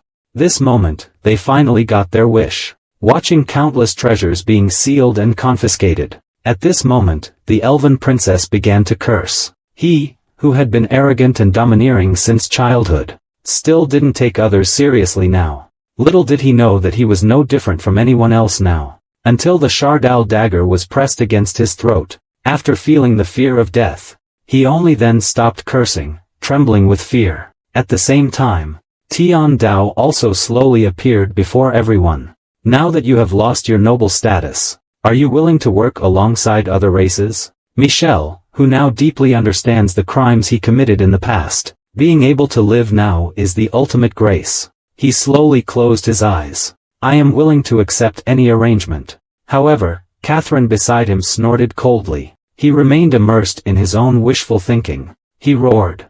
Gold elves and silver elves are born to rule. The current situation is only temporary. Soon the gold elves will rule the elven affairs once more. Hearing these words, Luludya's face suddenly darkened. A vine suddenly attacked Catherine's neck, instantly lifting it high above the ground. This is the last time I tolerate you being subjected to such remarks. The different races of elves are like different parts of a tree. They are all different, but they form a whole. With a sharp tone, Lateria threw down. Aho! If you truly want to prove your uniqueness, then show me with your own hands, create more value for me. The once invincible angel god king, from the moment he was defeated, became no different from the common people. Looking at the Ho throne before him, Hazeline instantly flew into a rage. He was the supreme elf god king. How could I possibly farm the land like those commoners? But Michel beside him didn't think so. He silently picked up the Ho from the ground. As a member of the defeated side, to be able to work alongside the victors now, was already the greatest blessing. Actually, deep down in his heart, he always felt that there should be no distinction between high and low among elves. Everything that happened before was Lord Rendell's fault. But just a few words can't easily change a person's mind. Curses continuously escaped Catherine's lips. Such a naive way of ruling will only bring about the elves' destruction. Seeing that he still wouldn't repent, Luludya also expressed her helplessness. However, what he didn't expect was that there were also sensible people among the elf nobles. This brought him a little comfort. Since you still refused to submit to my rule, then you shall labor alongside the others. Watch me. I am willing to accept the scrutiny of anyone who questions my rule. Watching their backs gradually disappear, Luludya couldn't help but exclaim. Silver elves are even more stubborn than gold elves, but that's understandable. After all, their clan has the most contact with the current supreme god. Next, we should solve the housing problem. But with such a huge housing demand, it's unlikely to be completed in a short time. Tiandao sighed softly. You had to think that long about such a simple question. Shame on you, the very elf supreme god who ruled for an era. Without a moment's hesitation, he seized Letitia's hands.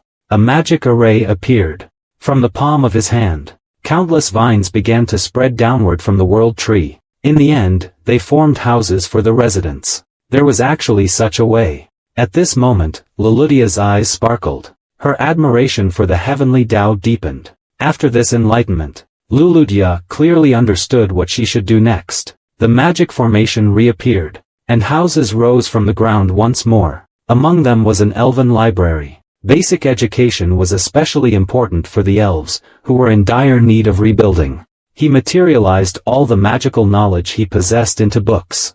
He freely imparted them to all the elf children. This act caused all the elves to shout, "Long live the supreme god!" After dealing with these matters, Luludya sighed softly again. Seeing them so enthusiastic, it's certainly something to be happy about. But I'm afraid that once the enthusiasm fades, they'll start to slack off. This will cause the elves' development to stagnate again. But such a thing is hardly a challenge for Tian Dao, the representative of the new generation of youth. As long as a point system is established based on what we already have, the surplus value created by the elves after completing their assigned labor can be counted as points for them. These points can be used to purchase equally valued items from a clearly priced store, and the points are restricted to personal use only, to prevent scalping.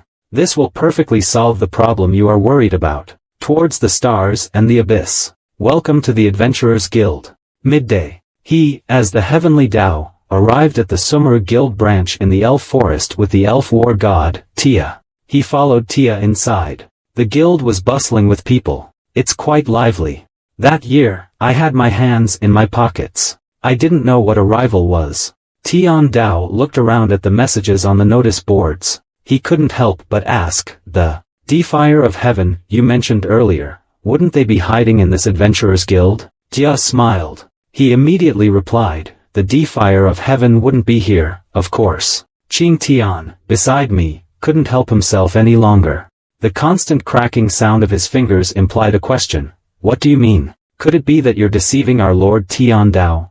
The immense pressure made Tia gasp for breath. He waved his hands repeatedly. Although the Defier isn't here, it's definitely related to the Adventurers Guild. Then, with a smile on his face, he stepped forward, took Tian Dao's hand, and said, before that, could we do that thing? Tian Dao also looked helpless. He could only comply, letting him quickly resolve the matter. The group arrived at a room, and went inside. A red-haired elf woman, dressed in an elegant long gown, came to greet them. This person was the head of the Adventurers Guild. Ro Lin asked, respected main god, what are your orders, my lord/lady? Tia slammed a thick stack of papers onto the table. She said that I didn't need to know about the safety of these elves listed on the papers. After carefully reviewing the list, Roland was surprised to discover that these were actually the names of elves who had been sold into slavery. Tia frowned and said, that's right. These were all sold by the former elf king for his own benefit, without hesitation.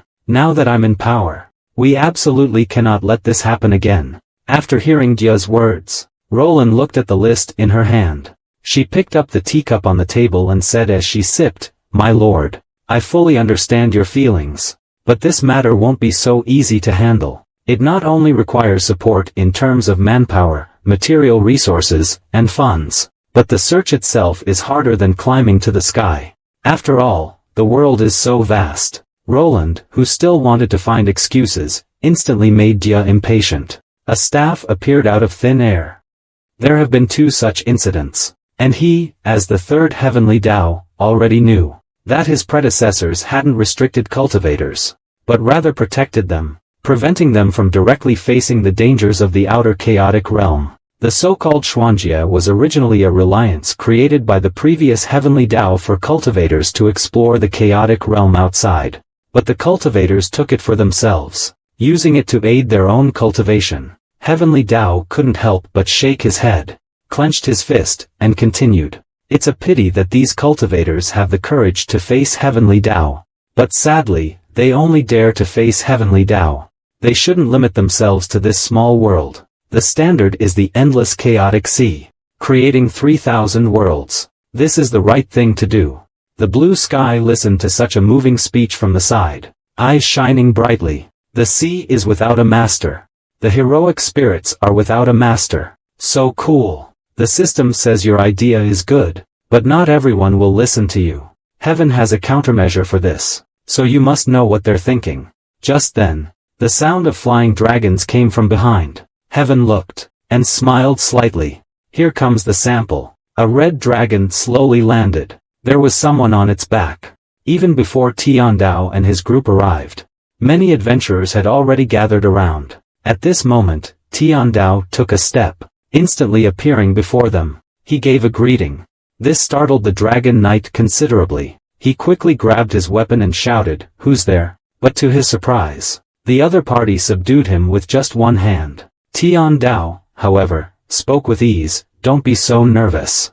I'm just a common adventurer exploring the area." This move seemed incredibly dangerous. How about we team up and enter together? But the Dragon Knight was now greatly shocked and discolored. This person's strength is absolutely not to be trifled with. He said, why should I act with a stranger? Just as he finished speaking, overwhelming killing intent came from behind him, accompanied by a cold voice from the heavens. Considering that you're currently ownerless, I'll give you one more chance to consider. You must consider carefully. Oh. The Dragon Knight, scared out of his wits and covered in cold sweat, stammered in reply. Okay, together. Tian Dao chided from the side. Qing Tian, you really need to break this bad habit of yours. Don't always be like this, threatening others at the drop of a hat. Qing Tian, however, nodded with a displeased look on his face. Then, everyone entered the ruins together. I haven't been here long. Tian Dao spoke up in the team, saying, while we're exploring, let's chat. The leader of the Dragon Knights quickly replied respectfully, please speak, Tian Dao. Tian Dao looked at them, and said softly, I wonder. For cultivators, what is most needed? What's the most important thing in cultivating in the mortal world? The heavenly Dao, who had just entered the relic, asked. He joined in order to figure out what people desired. He just happened to encounter the good and evil god relic exploration team. Before the Dragon Knight could speak, he was rendered breathless by the oppressive aura emanating from Qing Tian behind him. He replied in a flustered tone, word by word. It's probably hard work and a bit of so-called luck. Whether they are warriors or mages, they all need physical training and the accumulation of knowledge and experience. Add it to the side. The finger system was checking something. He continued, if everyone was born with a cultivation aptitude, what kind of cultivation aptitude would you want? The Dragon Knight was a little stunned by the question. Excuse me, I don't quite understand the question. Heaven's Dao is also patient. He cupped his chin and gave an example, saying, for instance, when you're born, you already have attributes like fire, water, wind, thunder, grass, ice, and rock within you, with varying degrees of compatibility. Or you might awaken a unique ability at a certain age. Pets, companions, weapons, and so on. But the Dragon Knight still couldn't understand the meaning behind Heaven's Dao's question. He asked in confusion, those things, can there be innate ones in the West? Don't pets need to be tamed by oneself? Tian Dao continued to answer his questions. For example, when you turn 6, you suddenly awaken a natal magic weapon or a natal beast soul. Then you can cultivate this weapon or beast soul through your will to improve your strength. The Dragon Knight finally understood. Then in that case, I really want to see that. Perhaps that way, everyone would be suitable for battle. Just like the dragon race. Tian Dao nodded. He was thinking about something again. If this method were used, the different species awakened would certainly have different strengths. This will inevitably lead to a new class divide. It's not fundamentally different from now. Just then, the Dragon Knight spoke directly. I believe that if the method is appropriate, everyone has a chance to become stronger. Hard work is certainly indispensable. Tian Dao, after listening, said with a hint of praise. So you believe that the cultivation method is more important than innate aptitude, is that right? The Dragon Knight didn't sense any malice in these questions, but they were rather strange. He glanced warily at Qing Tian behind him. Yes, but what do you need this for? This person should be stronger than me, right? Tian Dao smiled slightly, gesturing with a raised hand. Just a little stronger than you, perhaps. Just this little bit. So relatively speaking, asking you is more valuable for reference.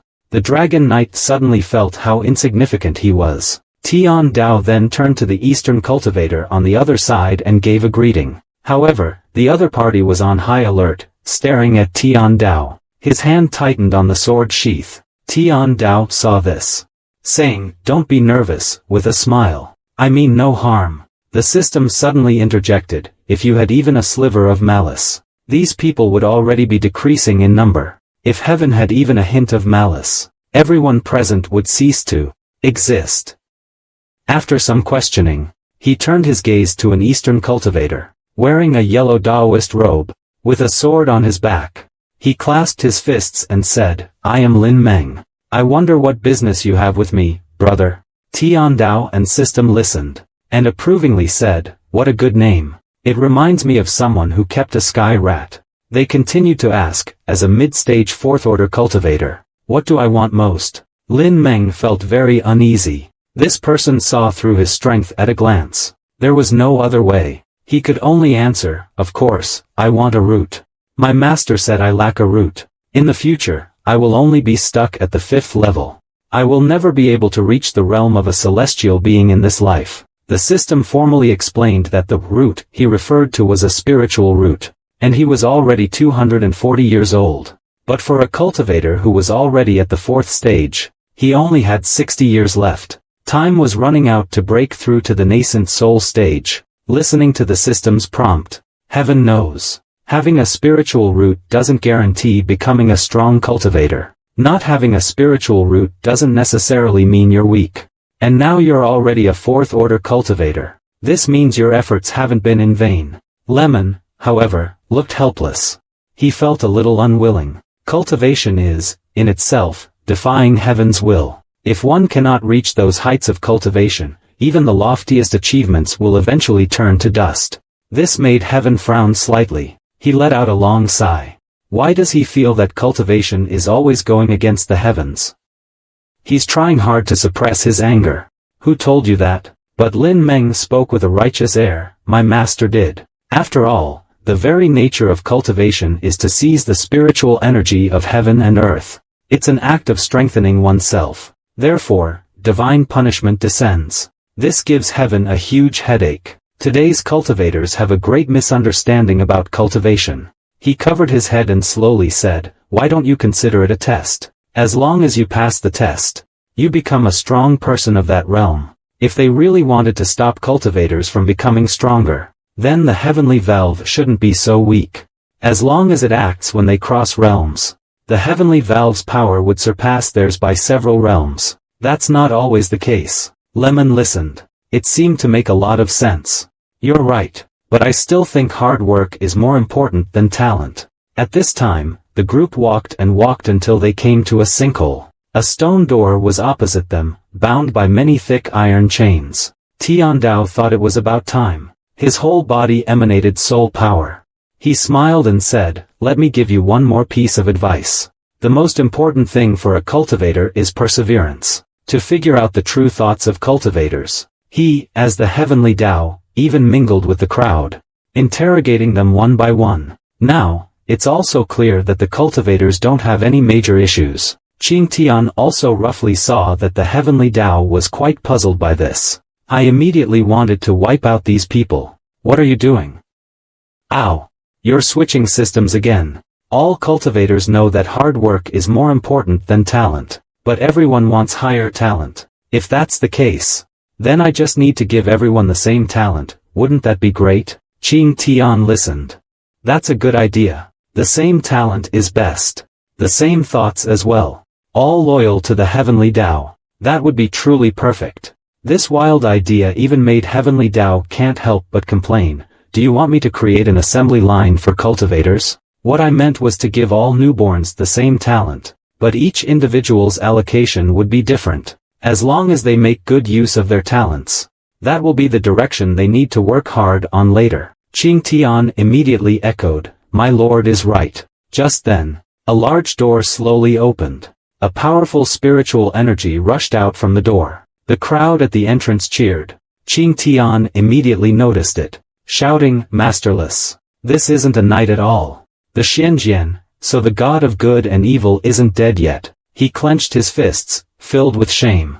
To let a heaven rank escape judgment. It's truly my subordinate's dereliction of duty. But heaven then slapped him on the shoulder, comforting him, don't. He didn't die. This is actually a good thing. You don't have to blame yourself. It's a perfect opportunity to talk to him face to face. Qing Tian covered his slightly flushed cheeks. His heart was filled with immense joy. My lord is actually comforting me. This proves that he cares about me. Tian's brows furrowed slightly. He was thinking that the situation with the god of good and evil must not be good right now. Otherwise, it wouldn't have caused such a commotion. Then, Tian opened his third eye. He looked at the so-called spiritual energy emanating from the door. On the surface, it was being released. But in reality, it was absorbing the power of these cultivators. Qing Tian heard this. I couldn't help myself. I was about to rush forward and deal with him. But Tian Dao stopped me. Think bigger. Doesn't the God of good and evil want to be resurrected? Then I'll let him be resurrected. It appeared again. With a snap of the fingers, all the spiritual energy of the entire 10,000 mountains was rushing towards this place at an incredibly terrifying speed.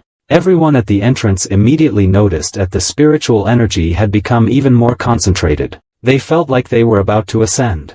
If this continued, they would be blown apart.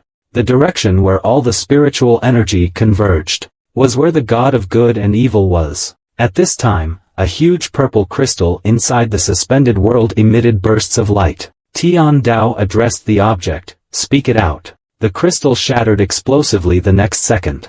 Fragments scattered everywhere. After a puff of smoke, the God of good and evil was revealed. But his condition was beyond description.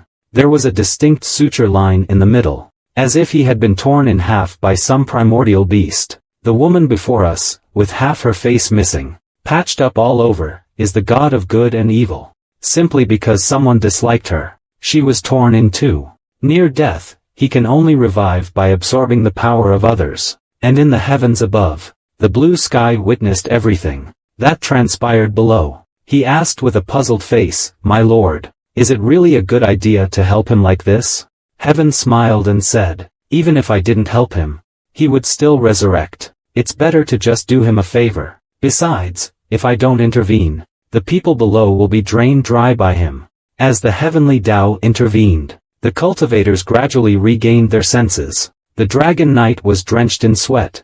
His eyes filled with fear. His whole body felt like he was addicted, craving more spiritual energy. At that moment, the red dragon beside him enveloped him with its own power, and he immediately felt a little better. He also sensed that all the spiritual energy was gathering in one direction, as if trying to lure them in. In an instant, almost all cultivators rushed into the cave like madmen. The Dragon Knight found this place increasingly strange. And he had also broken through his cultivation before this. It was time to cut his losses. So he left with the red dragon. After they left, and the eastern cultivators of the Lin Meng Alliance who remained behind, struggled to their feet. Their eyes flashed with a red light. In this short period of time, he had actually managed to absorb demonic energy into his body, and break through to the 5th stage, becoming a demon. Cultivators, in their pursuit of immortality. At this moment, he had no reason to retreat. He suddenly stepped forward, charging at the forefront. On the other side, Qing Tian noticed this, reminding Baowuzu. The spiritual energy around was vast. It attracted more people, while Tian Dao remained with his arms crossed, telling them to come. There are always people in this world who can't see the bigger picture. The next second, they vanish on the spot. The first group to rush into the cave were filled with excitement. Looking at the shadow in the distance, they couldn't help but shout, "That's where the spiritual energy gathers." Just as they were about to rush over, they were kicked away by a figure, accompanied by an angry shout. It echoed through the entire cave. "The 5 lords are conducting business inside. No outsiders are allowed near." At this moment, Tian Dao behind him spoke, "You can make a move, but don't kill anyone," he said, while simultaneously recovering the God of good and evil's injuries. But to those cultivators who have long been driven mad, reanimating corpses and flesh from bones, this must be some heaven-defying treasure. It absolutely cannot fall into his hands. And there's only one person on the other side. If we attack, surely someone can break through. Qingtian's face was cold, his eyes glowing red. What a bunch of fools, ignoring the unsolicited advice. What on earth happened in the celestial realm to cause the elven mother goddess Thea such alarm? It turns out that the god of good and evil, released by heaven's will, returned to the celestial realm in peak condition, wreaking havoc. In the end, it took a united effort from all the gods to drive him out. Even Reese was invited to the gods' council because of this. Tian Dao listened. A slight smile played on his lips. He said, "Aren't you defiers acting carelessly? Why would you still care about that little bit of territory in the gods' domain?" Leah knew this was sarcasm, and answered, annoyed and ashamed. "How did you become such a two-faced person? It's the believers that matter. This is faith. The most important thing about a deity is that one must never yield it to others. But heaven itself directly said that a good deity is one who can help believers solve their problems. Let them fight it out. Liven up their legs a bit. It's a good thing, too. Also, pay attention to the elves' newborns. They might be somewhat different from before. Dialongzu suddenly thought of something. He rushed forward and shouted, "You wouldn't have done anything to the elves, would you?" Tian Dao smiled. "It's not just the elves. It's all the newborns in the world. I adjusted the cultivation aptitude of everyone in the future. I made it so everyone can cultivate." Jia was full of confusion about Tian Dao's actions. She spoke with a hint of worry. "I just feel like something big is going to happen. Regarding this decision, I've given it a lot of thought, but problems will inevitably arise," Tian Dao said, propping her chin in her hand. "The elves won't cause any trouble. The key is the human race." Tian Dao's smiling face looked like a devil in the eyes of the elven supreme god. But they couldn't do anything about it. Taking a deep breath, he said, "If Shui Yuan Ren Huang were to be resurrected and find out about this, he would definitely fight you to the death." Tian Dao, with an indifferent expression, waved his hand. "Even without this matter, he would probably fight me to the death anyway." Qing Tian, who was standing beside them, spoke up. "My lord, please rest assured. If he comes, I'll tear him in half." Suddenly, a flustered sprite ran over from the side. He shouted, "People from the Holy Research Institute are here." A golden giant dragon appeared in the sky, within everyone's sight. A human was also sitting on its back. Named Zhang Qiaoer, said anxiously. She always felt that the aura of the elf forest was a bit different today, but she didn't think much of it. After all, the one who came with her was a golden dragon, a god-level dragon. They were like a meteor, crashing violently into the newly built house. After a puff of smoke, Zhang Qiaoer slowly stepped out. Holding the scroll, she shouted, "Where is the current ruler of the elves? We represent the sacred teaching research and hope the new ruler will abide by the agreement set by the previous elf king." Jia showed no expression. He gently raised his hand. Behind him, a blazing fire instantly appeared. He snatched the scroll from Zhang Qiaoer's hand. He opened it and looked.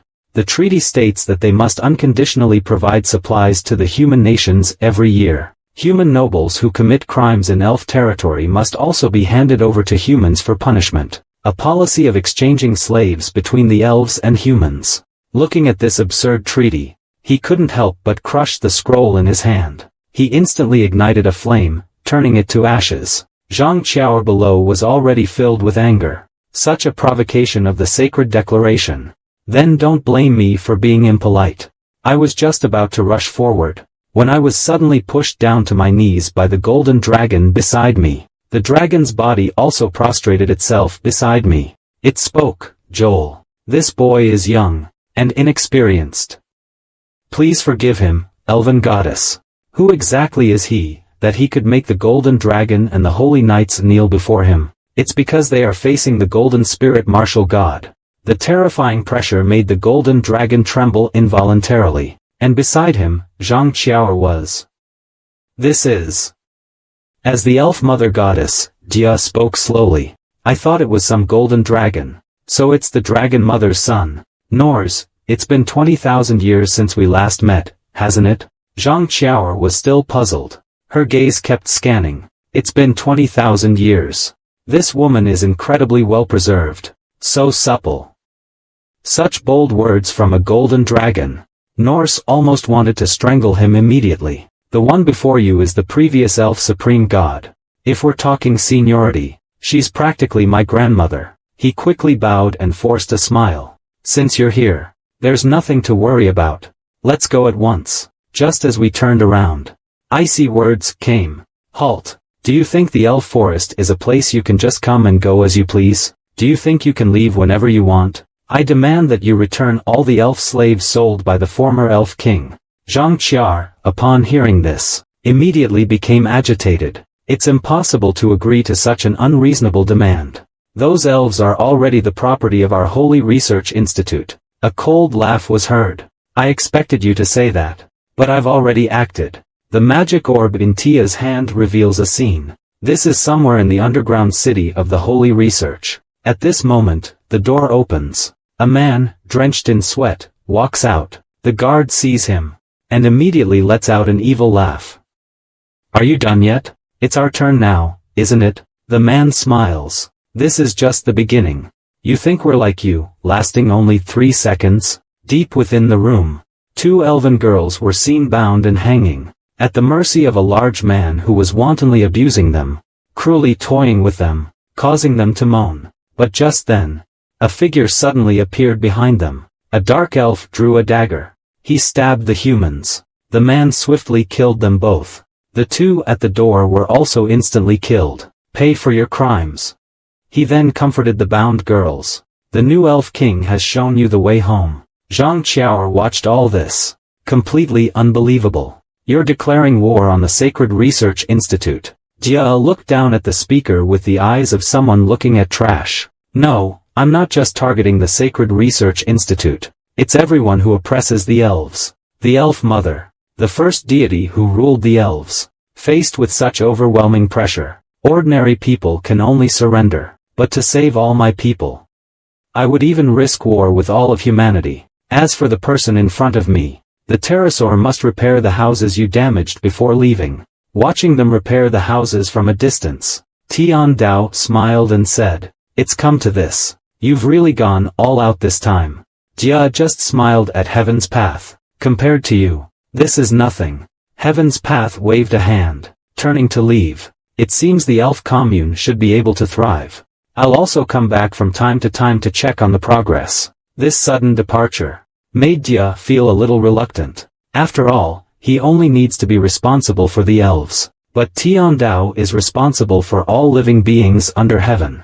At this moment, Jia stepped forward and grabbed Tian Dao's arm. He stared at him, stammering, "There's something I want to tell you. Can you just stay with me one more time?" Upon saying this, the next second, she was lifted up by Qing Tian. "You scoundrel! Are you trying to be unfaithful? Are you scheming something?" Tia also realized that she had just lost her composure. Her hands fluttered, her cheeks flushed red. No, that's not what I meant. I don't know who I am." Just as Tia was at a loss, Reese's words from behind came as a report. The Supreme God quickly turned to look, lunging into her embrace as if grabbing a lifeline. "Tell me what's wrong, quickly. My good sister, you're a lifesaver." Reese was confused. He could only reply, "It's like this. We just unearthed a hot spring in the eastern suburbs with powerful healing and restorative capabilities. I wonder how the Supreme God wishes to handle it." Tia had a sudden idea. She clapped her hands. Yes, that's right. That's exactly what I was about to say, the hot spring. Without you, there would be no elf community today. I was just thinking about how to thank you. And now I've just discovered this hot spring. Why don't we try it? Tian Dao thought for a moment. After all, one needs to work and rest. He was indeed a little curious about the hot spring of this world. So he agreed. Jia was smug. He had successfully gotten away with it.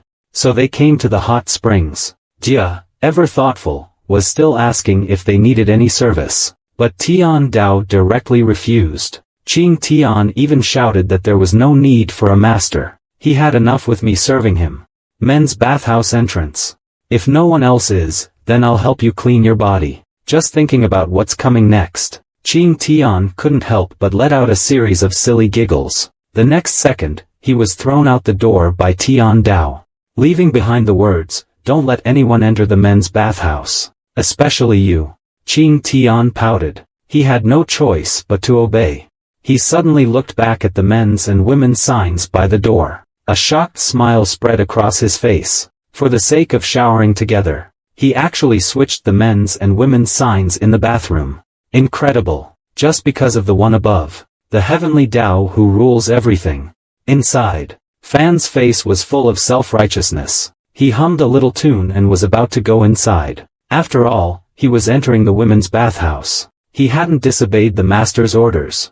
But at that moment, as if he sensed something, this could not be wrong. He had to deal with it quickly. He vanished from his spot in an instant. Meanwhile, a figure appeared in a huge ancient bronze mirror at the Holy Rock Church. A figure. He was the god of light. He slowly spoke. "I heard that the elven supreme god has resurrected." Before the mirror, a man kneeling on the ground replied somewhat flusteredly, "Yes, and he also demanded that the Research Institute return all the elves who became slaves." An armed rescue has also begun secretly. The god of light remained silent with closed eyes. His expression unchanged. He said he wanted someone to save them. The man said, quite puzzled. But that's a signed contract. It's already considered the property of the research institute. At this time, the god of light opened his eyes, revealing a pair of pink pupils. Do I need to say it again? The man below heard this. Fear filled his mind. He lowered his head and shouted, no need. No need, great god of light. If any relics from the previous era are discovered in the human world afterward, immediately send people to seal off the site. And you must inform me at once. Having said that, he disappeared into the bronze mirror. Jingniai slightly curled his lips. Cold snorts echoed continuously. Old geezer, I won't return your believers. Meanwhile, thousands of miles away, Qing Tian, who was on the road, could not sense any aura. Then he suddenly realized that his mission wasn't this. He had to go back before Wu Zhu finished bathing. He immediately turned around. At this time, Dia, the elven main god, and Reese came to inspect the hot spring together. They couldn't help but exclaim, what a wonderful place. The natural spiritual energy is truly abundant. Then she turned and said that this hot spring must be open to all elves. They can't repeat the mistakes of the past. Reese must know this. He's already made arrangements. He pulled out a basket of toiletries and threw it to Dia. But before that, it's best to wait until you've rested well before we talk. I'll bring everyone over later. And we also need to go receive the rescued elves. Tongbao watched Reese's reliable back. I felt very grateful. After thanking her, I went into the women's bath. What if I went into the wrong bathroom? How would I handle it? But luckily, there was only one person inside. Master Ye, tired from a long day's work, was ready to relax. But what he didn't expect was, before this, Qing Tian switched the men's and women's signs. Unaware of all this, Dia started to undress, humming a tune. In a very cheerful mood, walked inside. He felt a little lonely with only himself. He felt a little embarrassed. As soon as he entered, he saw a fully equipped shower facility beside the hot spring. My heart is filled with joy. They're such bright children. They've even learned to build houses using magic. With the flick of a switch, hot water will gush forth from the thermos, washing away the fatigue of the day. They enjoy the relaxing bath. And don't forget to consider future developments. It's hard, waiting for Heavenly Tao to leave. Can I, alone, really handle the problems of the elf community? Just then, a voice came from the pool filled with misty water beside her, the voice of the dignified elf main god. You should have confidence in yourself. This familiar voice. As the mist dissipated, Tia looked closely. It's the Heavenly Tao. The commune is an important experimental site within it. I believe you, with your abilities, will surely be able to manage it well. The next second, a voice echoing through the sky arrived. Heavenly Tao, why are you here? Tia's face flushed red. In an instant, she didn't know what to do, while Heavenly Tao remained expressionless, looking at Tia as if I didn't have the slightest interest. I stood up directly and said, you're quite interesting. I thought you'd finally lost control and wanted to throw me down. Tia heard this, quickly refuting, how is that possible? I'm not that kind of person. Besides, what do you want to do? This is a women's bathhouse, you know. You still deny that you want to see something. Tian Dao wiped himself while feeling a bit confused. So Qing Tian didn't stop you from coming in? Did something happen? Tian Dao, who was still thinking, was interrupted by Tia. A slightly embarrassed, mumbling voice came from there. Hey, Tian Dao, can you move out of the way? After all, I'm still here. And heaven remains unmoved. And it's even walking towards him step by step. I really didn't expect. The glorious elf god would be so shy just because he saw a man. Tia, upon hearing this, became quite flustered. My heart is pounding like a deer in a thicket. I kept shouting, I didn't. I've lived for countless years, after all. I've long since become accustomed to it. And can you please not come any closer? During this conversation, Tian Dao has already reached the edge of the Jia. Don't worry, I wouldn't do anything to you. If you're still not comfortable with it, I have another way. A loud bang echoed. Smoke billowed, making it hard for Jia to see for a moment. He looked up, his eyes widening in surprise, face full of shock. For a moment, I didn't know what to say. After the smoke cleared, Tian Dao revealed itself. What? It actually changed sex on the spot. Female Tian Dao, simply because the other party entered the wrong. The considerate Tian Dao directly changed sex on the spot. It's even bigger than his. But the heavenly Dao doesn't have a concept of gender. It's just a form. But when the elven mother goddess Jia saw it, she might have fainted from shock. She fell to the ground and was overcome with a rainbow of emotions. The heavenly Dao, unaware of what happened, was about to approach and comfort her, but was repeatedly stopped by Jia. Don't come near, because the current heavenly Dao's appearance is similar to the second heavenly Dao. It inevitably reminded him of those bad things from the past. After understanding the truth, heavenly Dao asked himself again whether he should revert. This time, Tia said no need. Just leave it as it is. After all, you are different now than before. When Tian Dao, whose brows were furrowed, heard this, his lips curled into a slight smile. He then picked up the shower head nearby and said, since that's the case, I won't bother with you anymore. Hot spring water sprayed out from the shower head, rinsing every inch of his skin from head to toe. To ease the tension, Tian Dao said, the elf community still faces many challenges ahead. You must lead the entire elf race well. Jia replied, wiping her body. I will do my utmost for the elf race. Thank you for everything you have done for us. Although you keep saying it's all an experiment, it's like a rebirth for the elf race. We don't know how to thank you enough. This is Tian Dao turning to look at Jia. I actually came up with an idea. It will allow you to thank me properly. All members, prepare for level 1 combat readiness. Jia's face flushed red. Her voice soft and gentle as she said, do you really want me to do it? This is my first time. But Tian Dao was smiling. There's no third person here. Let me have a good look. He watched Tian Dao, swallowing his saliva repeatedly. Then I'm coming. How's this? Is the force okay? If you need more force, just say it. But just then, footsteps sounded outside the door. Qing Tian barged in. He shouted, Wu Zhu Wei. I want to soak in the women's bath. I hope I'm not disturbing you. Dia, caught off guard, was flustered. She didn't know what to do. Qing Tian's eyes were sharp. Frowning deeply. The moment of awakened hunting. If you were caught in the act of adultery, what would you do? But our heavenly Dao has come with a live demonstration. Freeze for 3 seconds. Become invisible. Friendly reminder, please do not use this method in real life. It's highly possible you won't survive. Tian Dao whispered softly to Tia. Be quiet. You probably wouldn't want Qing Tian to find you either. Let's take a bath together. Elven goddess. Tia heard this. Her mind was already filled with the scene of Qing Tian relentlessly pursuing her and tearing her in half. He nodded repeatedly. He closed his eyes tightly. Unknowing Qing Tian entered the hot spring. He thought the heavenly Dao had already prepared the bath. The more he thought about it, the angrier he got. He sank into the water, muttering, it's all because of that light god.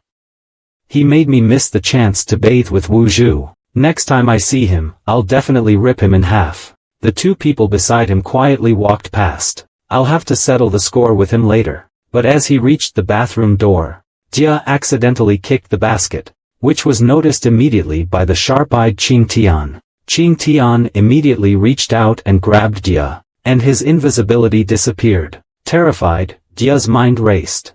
Is this it? Am I going to die? Qing Tian glanced sharply.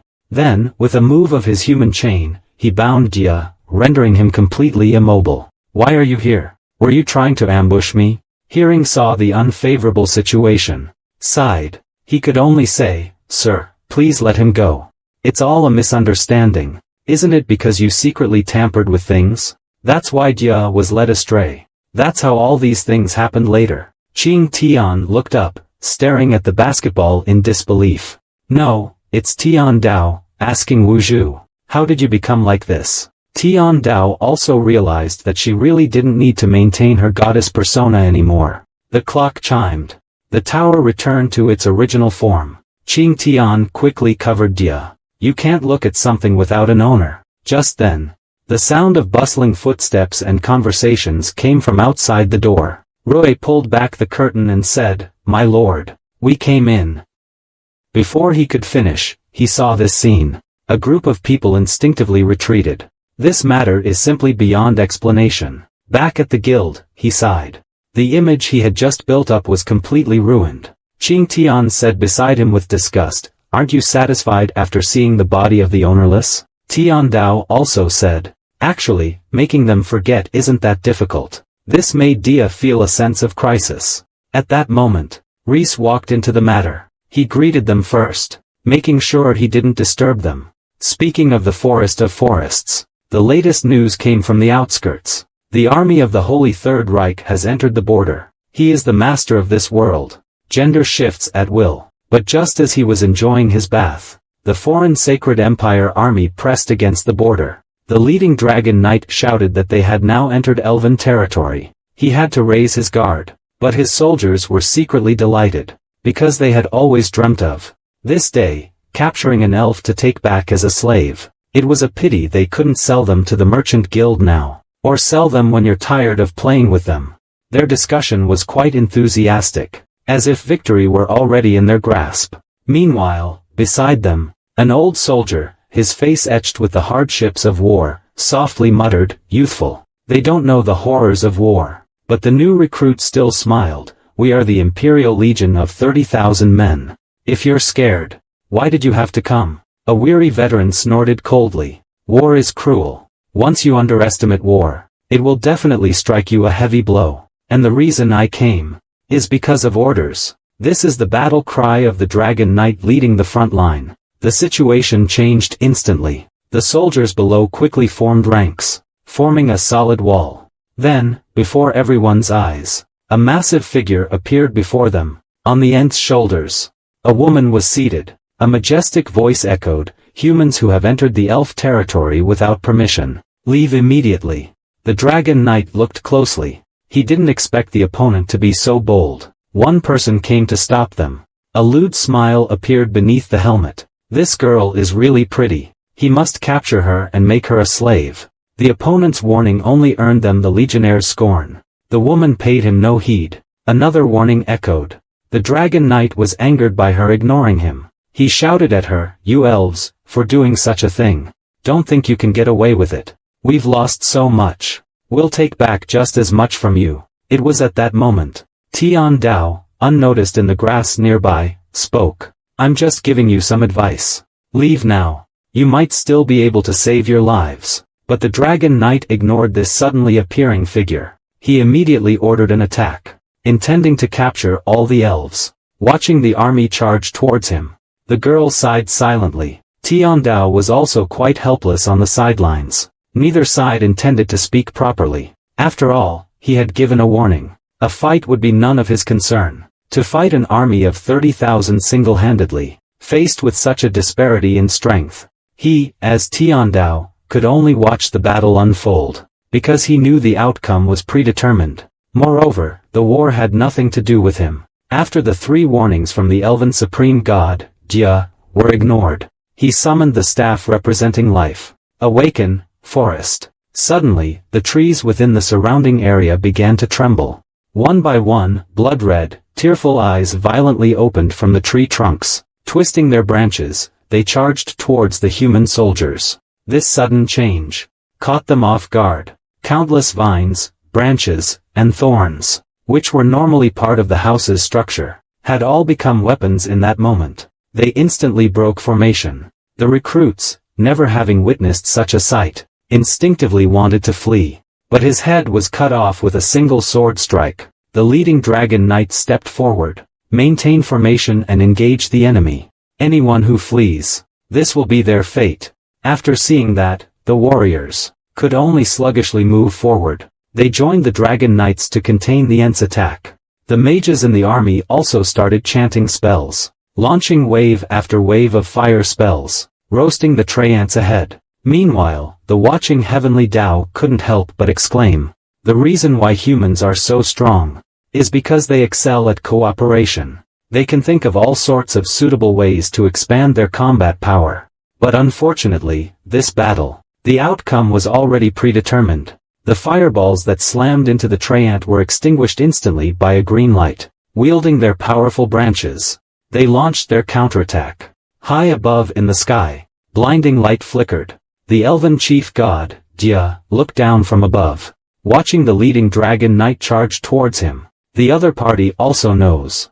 As long as he's dealt with, it will all be over. Then a whispered secret appeared instantly. Tree trunks wrapped around him one by one, speaking in a trembling voice. It's impossible for anyone in the human realm to possess such power. Who are you? And Jia, at this moment, holds the staff aloft. The name doesn't matter. I warned you all. Now, greet your divine punishment with the last moments of your lives. In an instant, a sun-like magic circle appeared in the sky above, descending towards the ground. A golden beam of light enveloped all the human soldiers.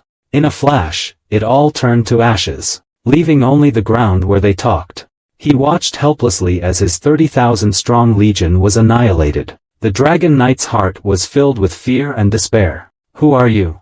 A light breeze blew. Taya's long hair fluttered, her eyes resolute. She coldly uttered, disciple of the elven high god, heaven's movement, myriad phenomena. Instantly wiping out millions of human soldiers. A long queue instantly formed outside, just enough to boost the underworld's performance. Heaven, watching this scene from the bushes nearby, couldn't help but sigh at the utter chaos of the human realm. It far surpasses the netherworld by 100-fold. It seems I need to have a good talk with a representative from the human realm. That one would be quite suitable. Emperor Xianyuan. Meanwhile, in a desolate desert, a giant python that had cultivated for thousands of years, now a spirit being, suddenly sensed an unusually rich concentration of spiritual energy. It allowed his cultivation, stagnant for many years, to grow again. Now, he only needed to devour these mortals before him, and he felt he could become a dragon. Compared to it, humans were like ants. But at that moment, a girl with a large chest rushed over, drawing her sword. In the blink of an eye, she chopped the little snake into several pieces. The snake hadn't even realized what happened, before it was sliced into pieces. Her movements were smooth and effortless. The surrounding humans were stunned. They immediately praised her for her dragon-like skills. And the girl is indeed Huang, a descendant of the Xianyuan clan. Her tone was very calm. This is all she should do. She looked up towards the distance again. Spiritual energy suddenly exploded. What on earth is heaven doing? On the other side, heaven was troubled. He sighed, because he can't find the Yellow Emperor's location now. This is the existence of a king defying heaven. Even he may not be able to recognize him before heaven. The system suddenly offered a suggestion. He could create a human commune himself. But heaven rejected it immediately. Because the commune system is not yet mature, blindly promoting it will only lead to a dead end. Moreover, people will follow a socialist path with Chinese characteristics based on their actual situation. It's impossible to answer all questions with just one answer. At this moment, the elf Mphidya walked over from a distance. Tian Dao looked on, couldn't help but praise, your technique is truly clean and swift. Taya heard this. Her face turned serious. This is their own choice. You have to be prepared to die in battle. Heaven smiled and threw a punch, just to avoid 100 punches later. A very good judgment. It's just that the underworld is so busy. Suddenly, Heaven's eyes widened. He saw a large, dark hole in the distance. There was also a lot of hair growing around the hole. What exactly is this? Something that could shock the ruler of the world? A pitch-black cave was seen suspended in midair. Pink tentacles kept wriggling, constantly attracting countless frightened souls. Heaven stared fixedly at the big black hole. How could this be? There are actually souls that cannot return to the realm. Just then, another teleportation array appeared nearby. A figure emerged from it. It was Yu Ming. He came to report. Reincarnation has encountered some trouble. He can't make a decision on his own. And Heaven's Way also has some guesses. It should be related to these ghosts who don't enter reincarnation. Yu Ming Tian nodded in agreement. He explained again that there was another god of the heaven realm at the level of defying heaven. He is vying with reincarnation for souls. At these words, Qing Tian and the second person were greatly surprised. They never expected that there was actually a living god at the level of defying heaven in the third realm. Could it be that he didn't participate in the second war? Tian Dao immediately questioned the other's name.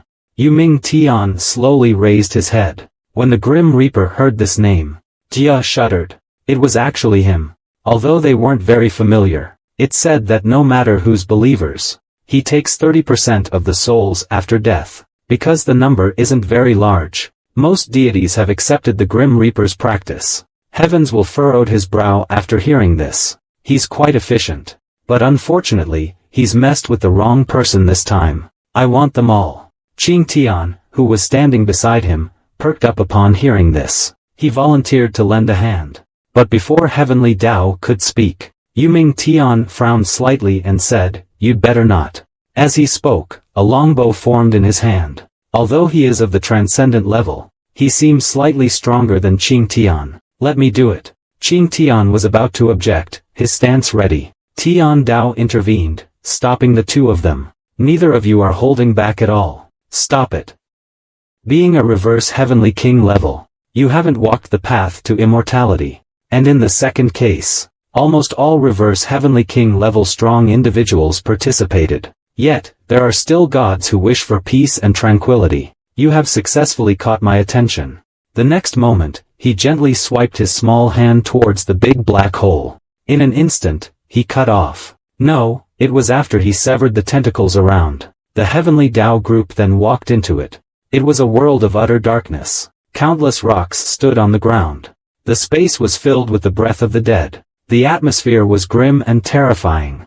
At this moment, wisps of mist appeared around them. The Yin energy rose. Ghostly wails echoed. Tian Dao subtly smiled. This has quite the feel of a death god's welcome. Suddenly, countless ghosts rose from the ground. They swarmed towards Tian Dao. He just needed a small puff of breath. He can directly break the defenses of even the most powerful opponents. Their clothes would be blown away completely. It's simply because he is the master of this world. He is not bound by anything, no matter what he does. He can even enjoy being surrounded by women. Faced with countless ghost attacks, he doesn't even need to make a move. Qing Tian charges forward, leading the way. Not the slightest bit of fear. One move, a whirlwind spinning leg. Wherever it swept, not a single ghost remained. But in the eyes of Yuming Tian, the commotion was still too great. He inhaled sharply with a hint of worry. He gripped his longbow tightly. In an instant, several pieces formed on the bowstring. The next second, he shot at the ghosts. A perfect hit. Every arrow found its mark. But he didn't destroy them, because they still needed to be sent to reincarnation. But just then, a dark shadow suddenly appeared behind Tian Dao. Enormous in size. Utterly ugly. It's useless standing before the Heavenly Tao. The fallen ghosts instantly melted the previous little devils the next moment. They also converged into a river. But this isn't an ordinary river Styx. It's the spiritual energy that seals the ghosts. It's actually using the earth veins to stabilize the Xian realm strength. Therefore, it's used to imprison souls. Used by him. It seems the Grim Reaper isn't as weak as we imagined. The two women on the sideline suggested seizing the ley line. It's no different from defying heaven. It must be eliminated. But heaven is completely indifferent. He's still thinking about having a good talk with the Grim Reaper. Just then, I looked up into the distance. The other party didn't make any particular effort to hide. A figure emerged from the river Styx. Then they instantly appeared before the other party. The mysterious woman immediately recognized her as Heaven's Tao. She quickly hid within her spiritual energy. This action greatly embarrassed Heaven's Tao. Heaven's Tao had no choice but to resort to this tactic. To break the girl's defenses. But I didn't expect them to be so nonchalant. I really want to complain. Don't gods even like to wear clothes? That's amazing. As the smoke cleared, everyone was astonished. Because the person looked exactly like Yuming Tian. But in Yuming Tian's eyes, the two of them are worlds apart. He considered his own stature far superior. They were not even in the same league. After Jian Dao scanned them carefully, he had seen enough. He snapped his fingers, and a Jian Dao robe appeared. He said, "You must be a soul from before the netherworld heaven." But the other party directly refuted him. He said his name was Netherworld. That he was the clan leader of the Netherworld clan.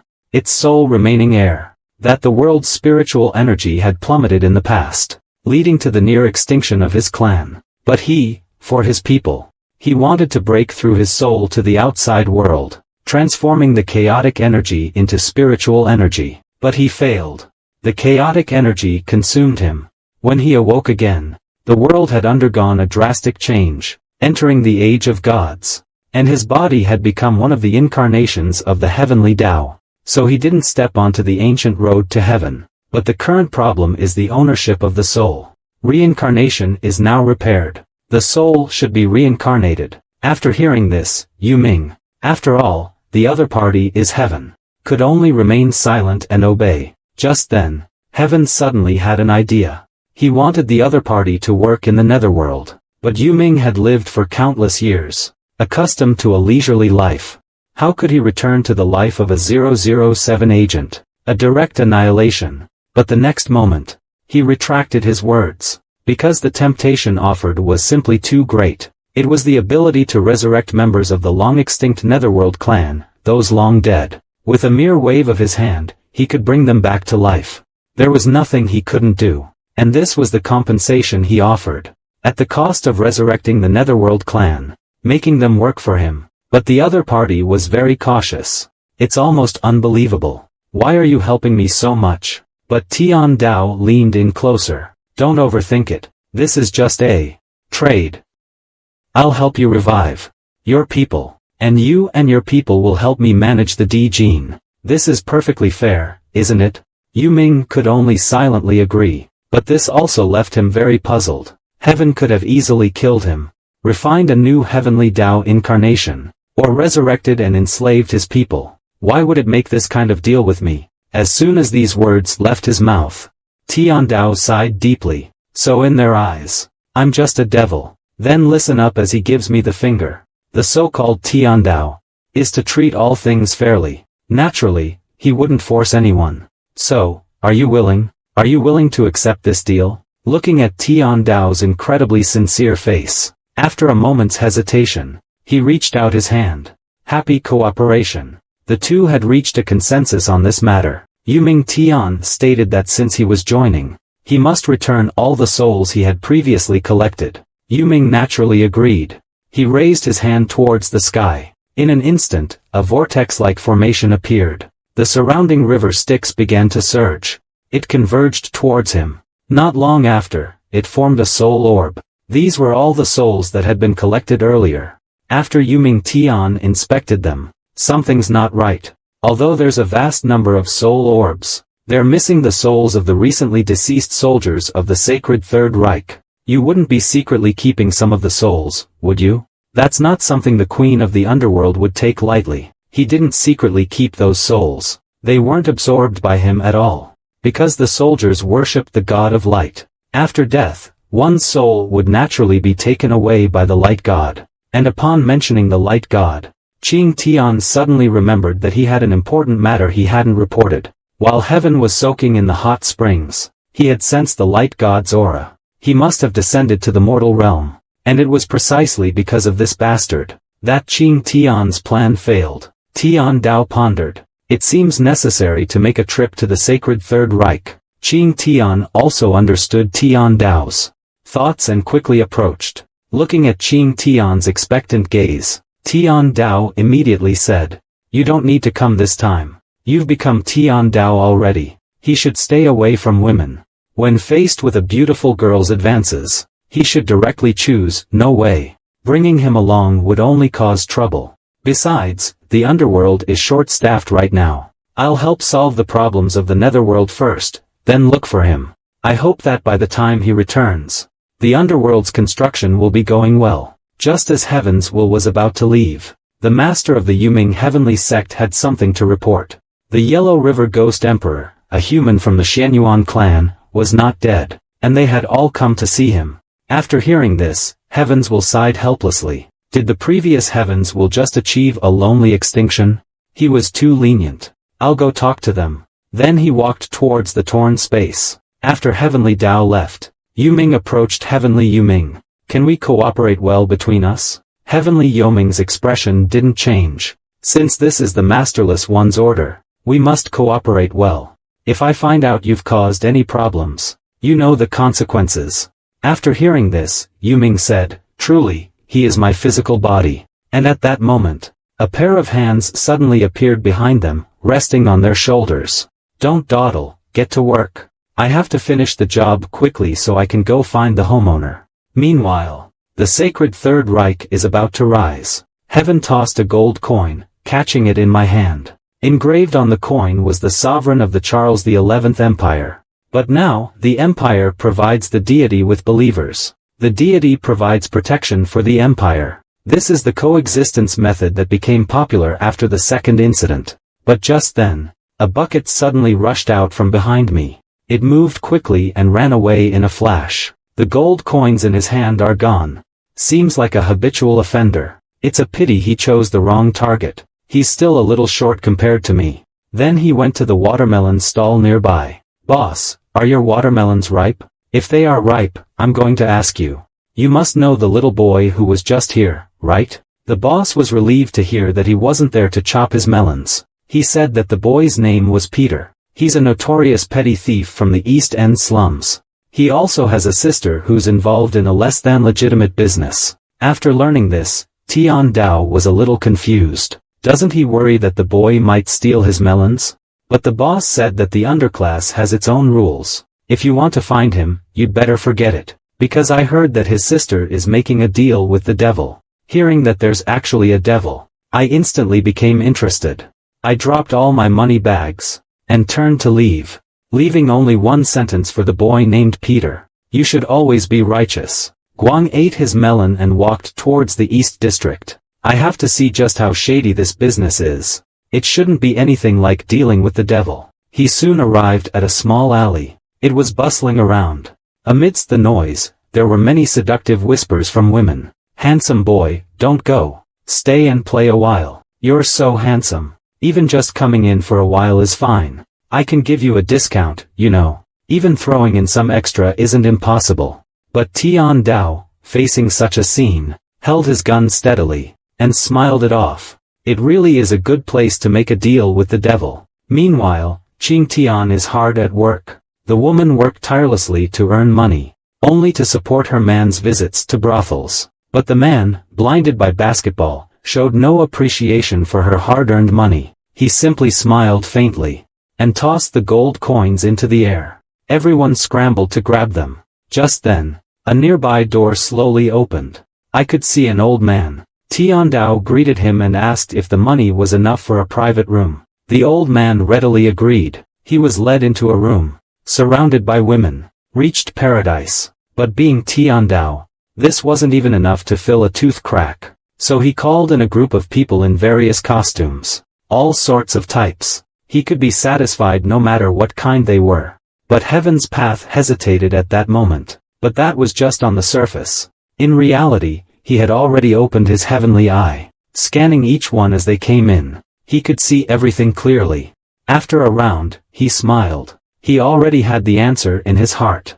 He then let everyone leave with their gold coins. Then he pointed to a woman wearing an eye mask. He indicated that only she was enough. Everyone around was shocked. Even the woman herself was surprised. She couldn't believe she had been chosen. The elderly man beside them didn't dare to say anything. Master's taste is truly unique. Let me help him get dressed up first. Then I'll let him come and serve you. Tian Dao silently nodded. After leaving, the old man kept instructing the woman to treat him well. He's a valuable guest. Meanwhile, in the room, the system popped up. I thought Tian Dao would enjoy the characteristics of the sacred Third Reich. But Tian Dao declared that he would never become a part of this decaying empire. These girls are even willing to sell themselves for a pittance. But for the upper echelon of the empire, it's merely the price of breakfast. But that's reality. Many things are predetermined from the moment people are born. It seems reincarnation is quite a skill. After the sigh, Tian Dao put on a serious expression again. As long as I change the concentration of 07, and establish new rules, then they can bridge the gap through their own efforts, thus eliminating the disparity. To be born into this world, everyone is guilty. But as long as you have enough money to buy an indulgence, God will forgive your sins. What ridiculous and absurd words. Using people's faith to seize others' happiness and money, even the last bit of money in their homes. People are willing to pay to seek God's protection. And the God they worship is the God of light. At this time, at the church entrance, countless people are queuing. A long queue formed, and Tiandao, watching from the side, fell silent. Because no matter how hard people tried to shout, the God of Light would never hear them. Then, she broke into a smile. She decided to join the fun. Indulgence tickets, like certificates of merit, were sold one after another. The nun watched the river full of gold coins with a mischievous grin. But just then, a hurried voice suddenly came from the crowd. "Excuse me, could you please make way?" Tiandao, dressed in simple attire, walked out. He expressed that he desperately needed the light god's help. The nun was overjoyed. Someone else came to offer money. She wanted to know about Tiandao's sins. She added that the light god would listen to every believer's words. But what she didn't expect was, the other party immediately grasped his hand tightly and shouted, "Since childhood, my sister and I have depended on each other in the slums. I lived a simple life every day. But one day, my sister lost her sight, and consequently, she lost her job. Our whole family fell into extreme poverty. I ask you, why have we fallen to this? How can the God of Light save us?" The nun couldn't help but feel a little disdain after hearing this. But to earn money, he still squeezed out a smile. "If you can truly repent, there's no suffering you can't overcome. The God of Light will also help you in his own way." Then he frowned. Because he always felt that there was something more to what this kid said. He immediately slapped the other person's hand away. "As long as you buy the redemption coupon, the God of Light will surely save you." After hearing this, the movie Emperor, Heavenly Tao, his eyes shone brightly. "Excellent. We'll be living the good life soon." Seeing how easily he was fooled, the nun added that to live even better, he had to buy more indulgences. Tiandao cracked a small smile, pulled out a large bag from behind him, and slammed it on the table. He opened it to reveal, it's all gold coins inside. The shy girl couldn't help but drool. Seeing him frozen in place, the heavenly Tao woke him. "If this is enough, I hope I can speak directly to the God of Light, and ask where my sister's eyes went." These words, it almost made his eyes pop out. For survival, the girl sacrificed her own eyes. She was taken in by the nun. After heaven learned of this, it decided to intervene. "It's time to set the world straight." The nun heard him say this. "Immediately replace the guards. Just shout and arrest this poisonous person." While Heavenly Tao looked around, not showing the slightest panic. "Are you guys kidding me? I paid good money. It's to meet our God. Could it be that you can't communicate with the God of Light at all?" The nun saw the other person's indifferent expression. It was instantaneous. "Hurry up and arrest him." Tiandao dodged back and forth with his hands crossed. "You all saw it, right? The so-called clergy cannot communicate with the God of Light at all. They're nothing but a bunch of greedy fellows. And the right of atonement in your hands, it's nothing but a pile of useless waste paper." Then, a classic snap of the fingers. The guards instantly became immobile. Tiandao stepped forward, seized the opponent's weapon, and turned to throw it to the crowd.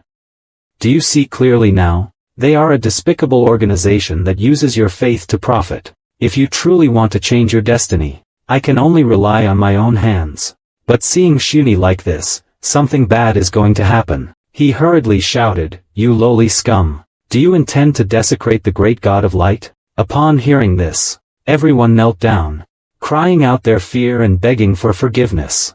They were even willing to buy more indulgences. Seeing the situation reversed, the nun looked smug. "See, this is the power of piety. You can't shatter our faith." Heaven only sighed softly. It seems that these ingrained notions are not that easy to change. So he raised a finger, gently tracing a line through the air, passing through the nun, instantly cleaving the statue behind him in two. It crashed to the ground. Seeing this, the nun was horrified. It's all over now. But people gathered around Tiandao, very angry. He dared to desecrate the great God of Light. Kill him, to appease the great God of Light's anger. But Tiandao still smiled faintly. Let them take a good look at the statue. Is that really a statue of a god? Everyone looked. They saw that at the statue of Shichia, countless gold coins were continuously pouring out. The faith offerings you gave to the God of Light seemed to have all been embezzled by the church. At this moment, the people finally came to their senses. realizing they had been deceived. They snatched the guards' weapons. They insisted that the nun return their hard-earned money. Seeing the situation turn sour, the nun's face turned ashen. Meanwhile, heaven watched from the sidelines. Wherever there's oppression, there will be resistance. And I hope this resistance comes from them. But just then, a loud voice brought the chaotic situation under control. Stop it, all of you. You foolish summoners. Wanting to witness a miracle, don't you? Then be prepared to pay the price for meeting it. To prove that he's not a fraudulent organization, the Pope himself, in front of everyone, started to guide them. As the golden light behind him kept flickering, it condensed into a large golden hole. Then, a pair of contemptuous eyes slowly opened, and a figure emerged from it. This person was the God of Light. Seeing this, the people below couldn't help but widen their eyes. A god appeared before them. They hastily knelt down. They begged the God of Light for forgiveness for their insolence. They were willing to buy more indulgences. Just then, the God of Light in the mirror called out my name, saying I was suitable. The Pope frowned after hearing this. He shouted that it was because of these foolish, lowly people, who wanted to abandon their faith in you. He even attacked clergy. And he is the culprit. Choning will punish him. The light god's face darkened. For the sake of his image, he absolutely cannot intervene directly. This confused young man. Why have you abandoned your faith? But what they don't know is, the young man before them, dressed in rags. Since the followers of the heavenly Tao have given you faith, you should also give something back. This is how a healthy relationship works. But the teachings are now in disarray, not to mention rampant corruption and embezzlement, organ trafficking, defrauding the people, committing all kinds of evil.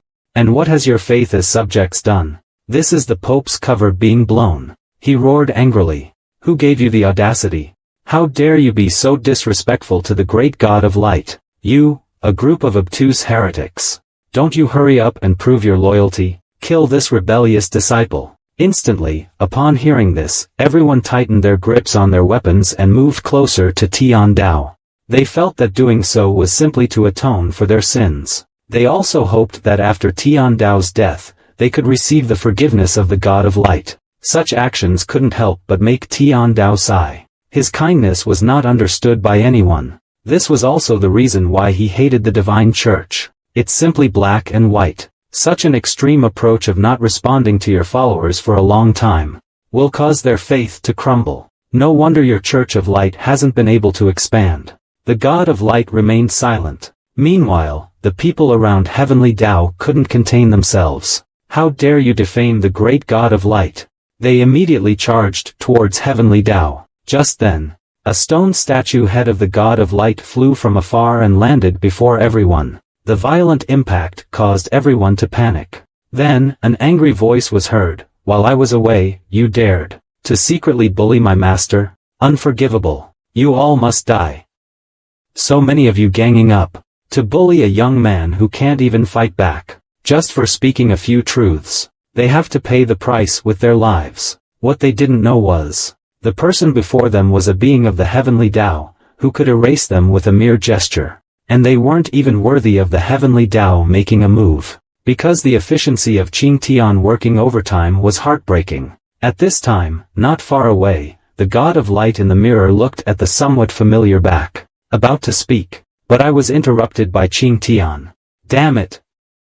I sensed your presence even before, Light God. It's a pity I let you get away back then. The Light God shuddered violently after hearing this. The next second, Qing Tian shot towards him like a cannonball. This time, let's see how you run away. At that moment, the Light God felt as if he saw his great-grandfather waving to him. The feeling of imminent death swept over the entire star god. He used all his strength to dodge to the side. Although he dodged a punch, what he didn't expect was a kick. It was like his face had been hit by a car. His face instantly contorted and deformed. He was slammed hard to the ground, creating a huge deep crater. And this all happened in an instant. It instantly stunned everyone below, leaving them speechless. Their eyes were about to pop out.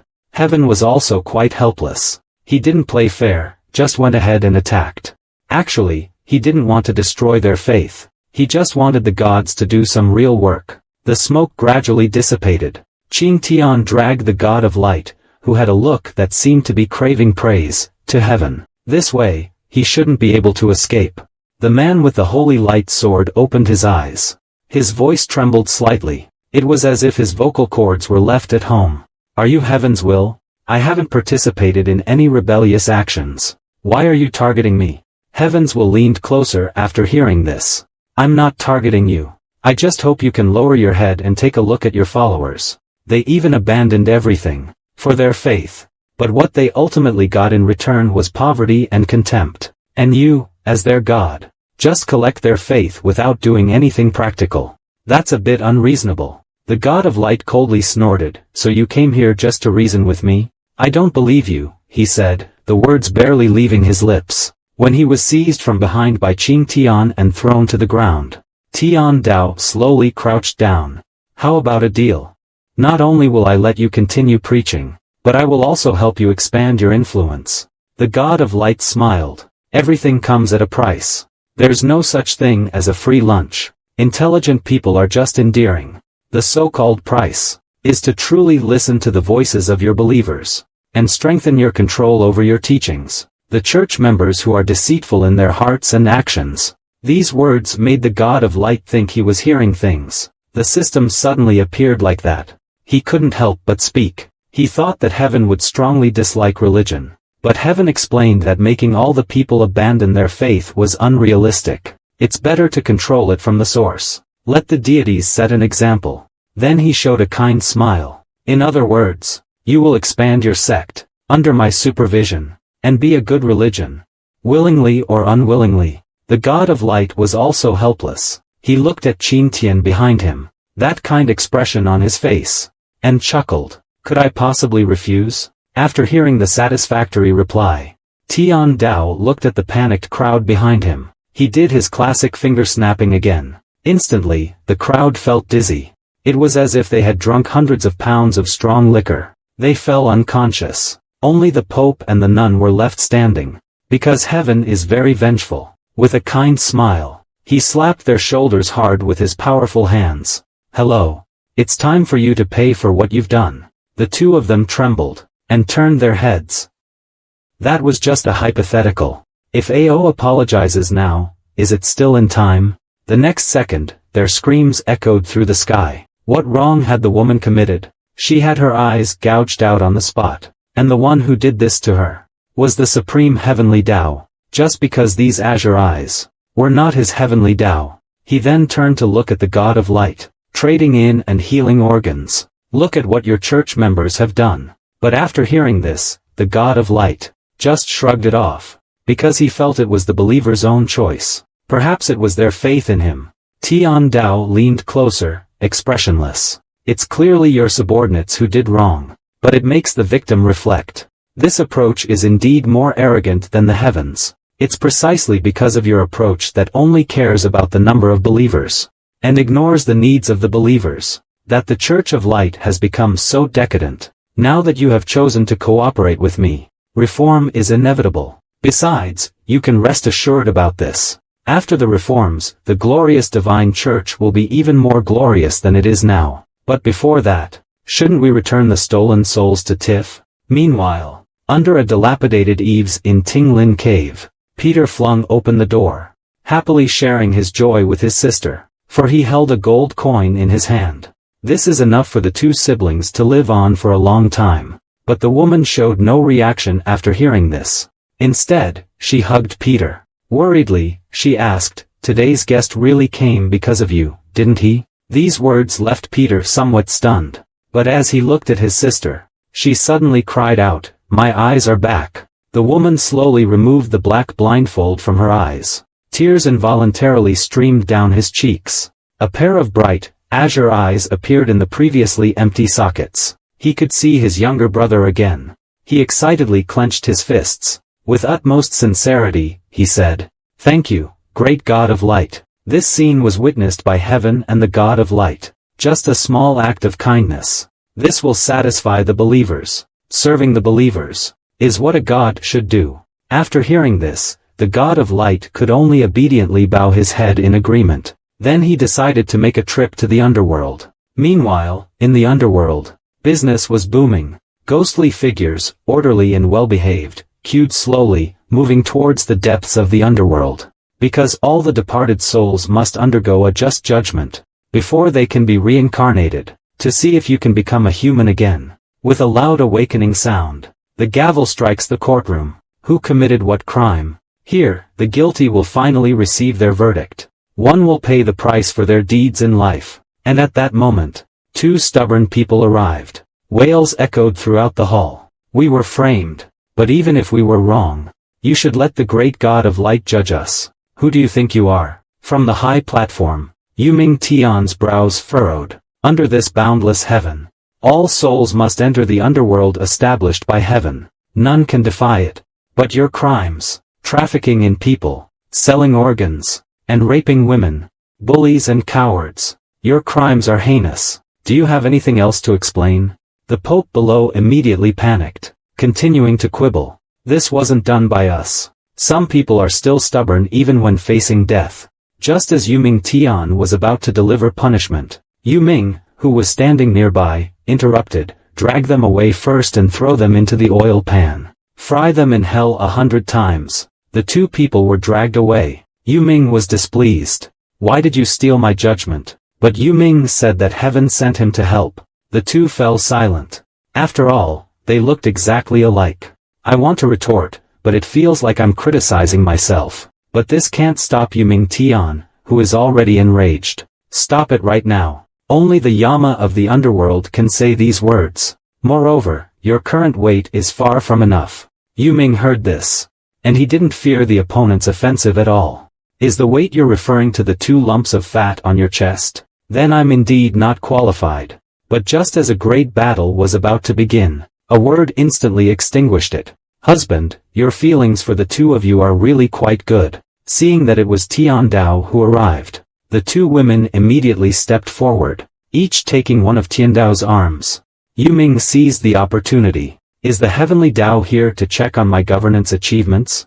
However, the underworld heaven refuted, saying it was he who had been governing alone. Meanwhile, the God of light, watching from the side, looked on with disdain. So this is the kind of heavenly Dao you are. Heavenly Dao was quite helpless. He pushed the two of them away. Stop it. I know you've been doing a great job in the underworld. But we need to take care of the main task first. Then, turning around, she allowed the God of light to return the souls to the underworld. The God of light slowly raised a small hand. A mirror appeared instantly. The next second, countless ghosts gushed out. Heaven was very pleased after seeing this. This is what cooperation should look like. He then turned around and asked if there was a place to rest nearby, because he wanted to have a good chat with the God of light about the issue of religious reform. But the two women exchanged glances after hearing that. Meanwhile, Qing Tian said that the employee dormitories of the underworld had been built. They could make do for now. Seeing Qing Tian walking away, the two women whispered amongst themselves, "Our Lord wants to talk to the God of light alone." The next second, he stepped forward and slapped the God of light on the shoulder. But before that, come with us for a while. Instantly, the God of light broke into a cold sweat. What's going on? Could they be measuring my vital statistics? How strict? As the God of light, now he can only be manipulated by others. The reason is that they want to measure his 3 dimensions. This made him, who was already surging with emotions, start to imagine some good things. Meanwhile, Qing Tian brought Tian Dao to the underworld's dormitory. He was still wondering why the God of light didn't come along. Then he looked at this so-called dormitory. Hundreds of millions of square meters. Even the corridor seems endless.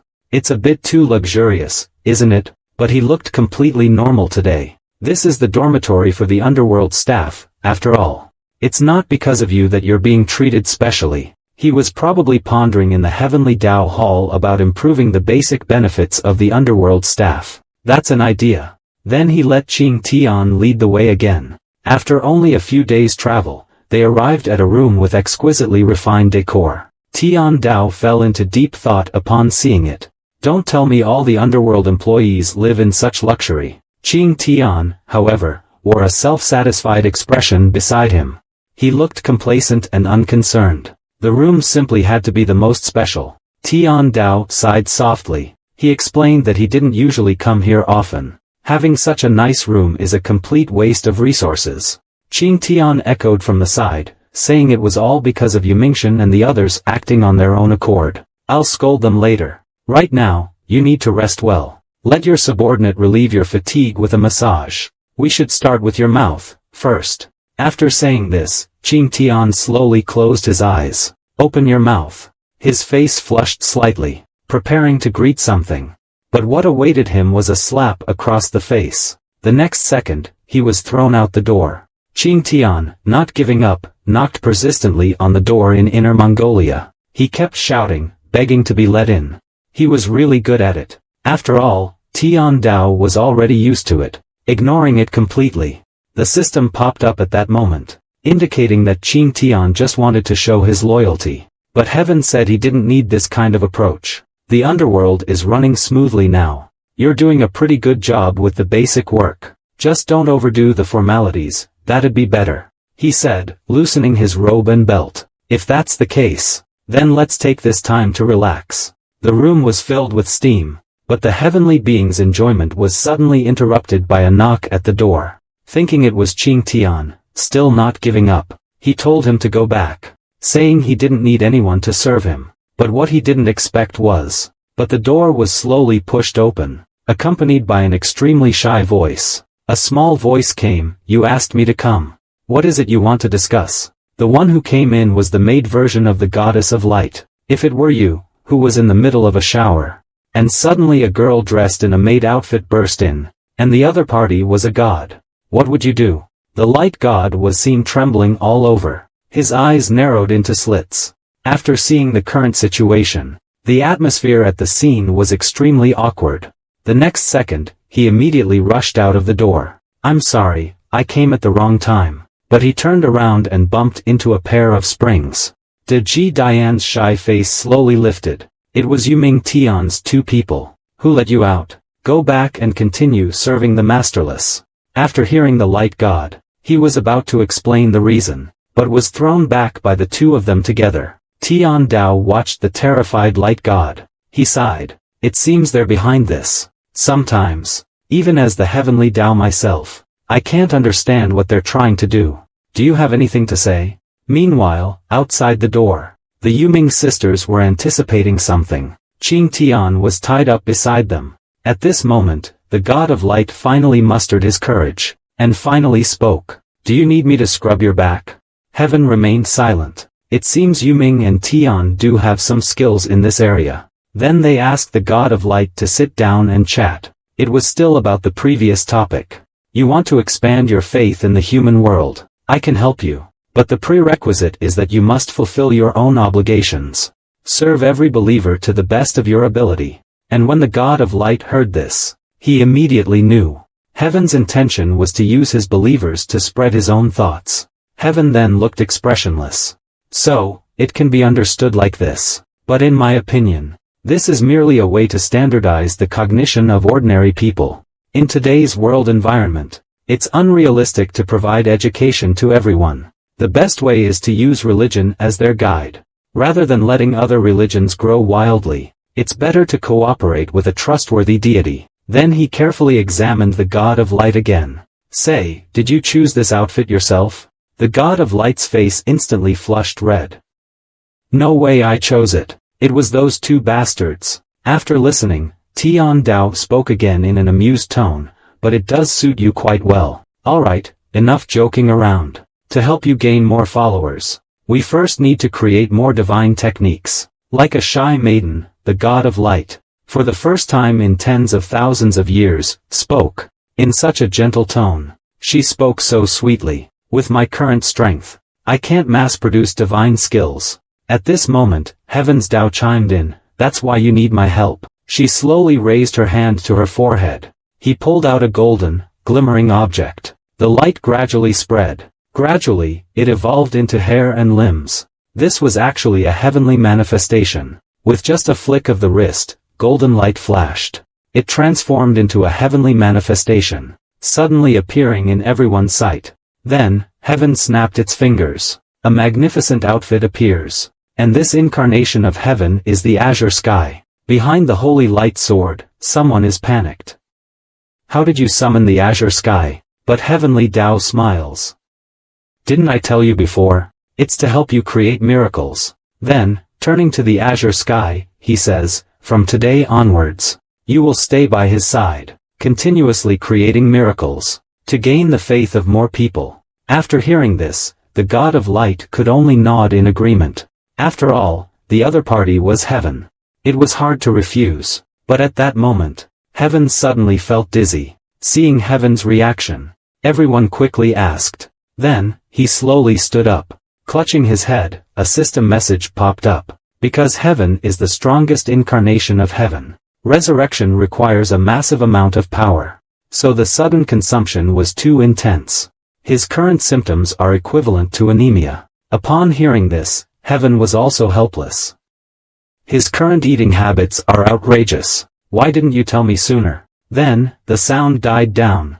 Tsang Tian, seeing this, hurriedly stepped forward to support him. After calling out loudly, looking at the unconscious Tian Dao, everyone was very anxious. What exactly was the situation with the masterless? It was impossible to tell. But Tsang Tian stated that he had fallen asleep right after he revived himself.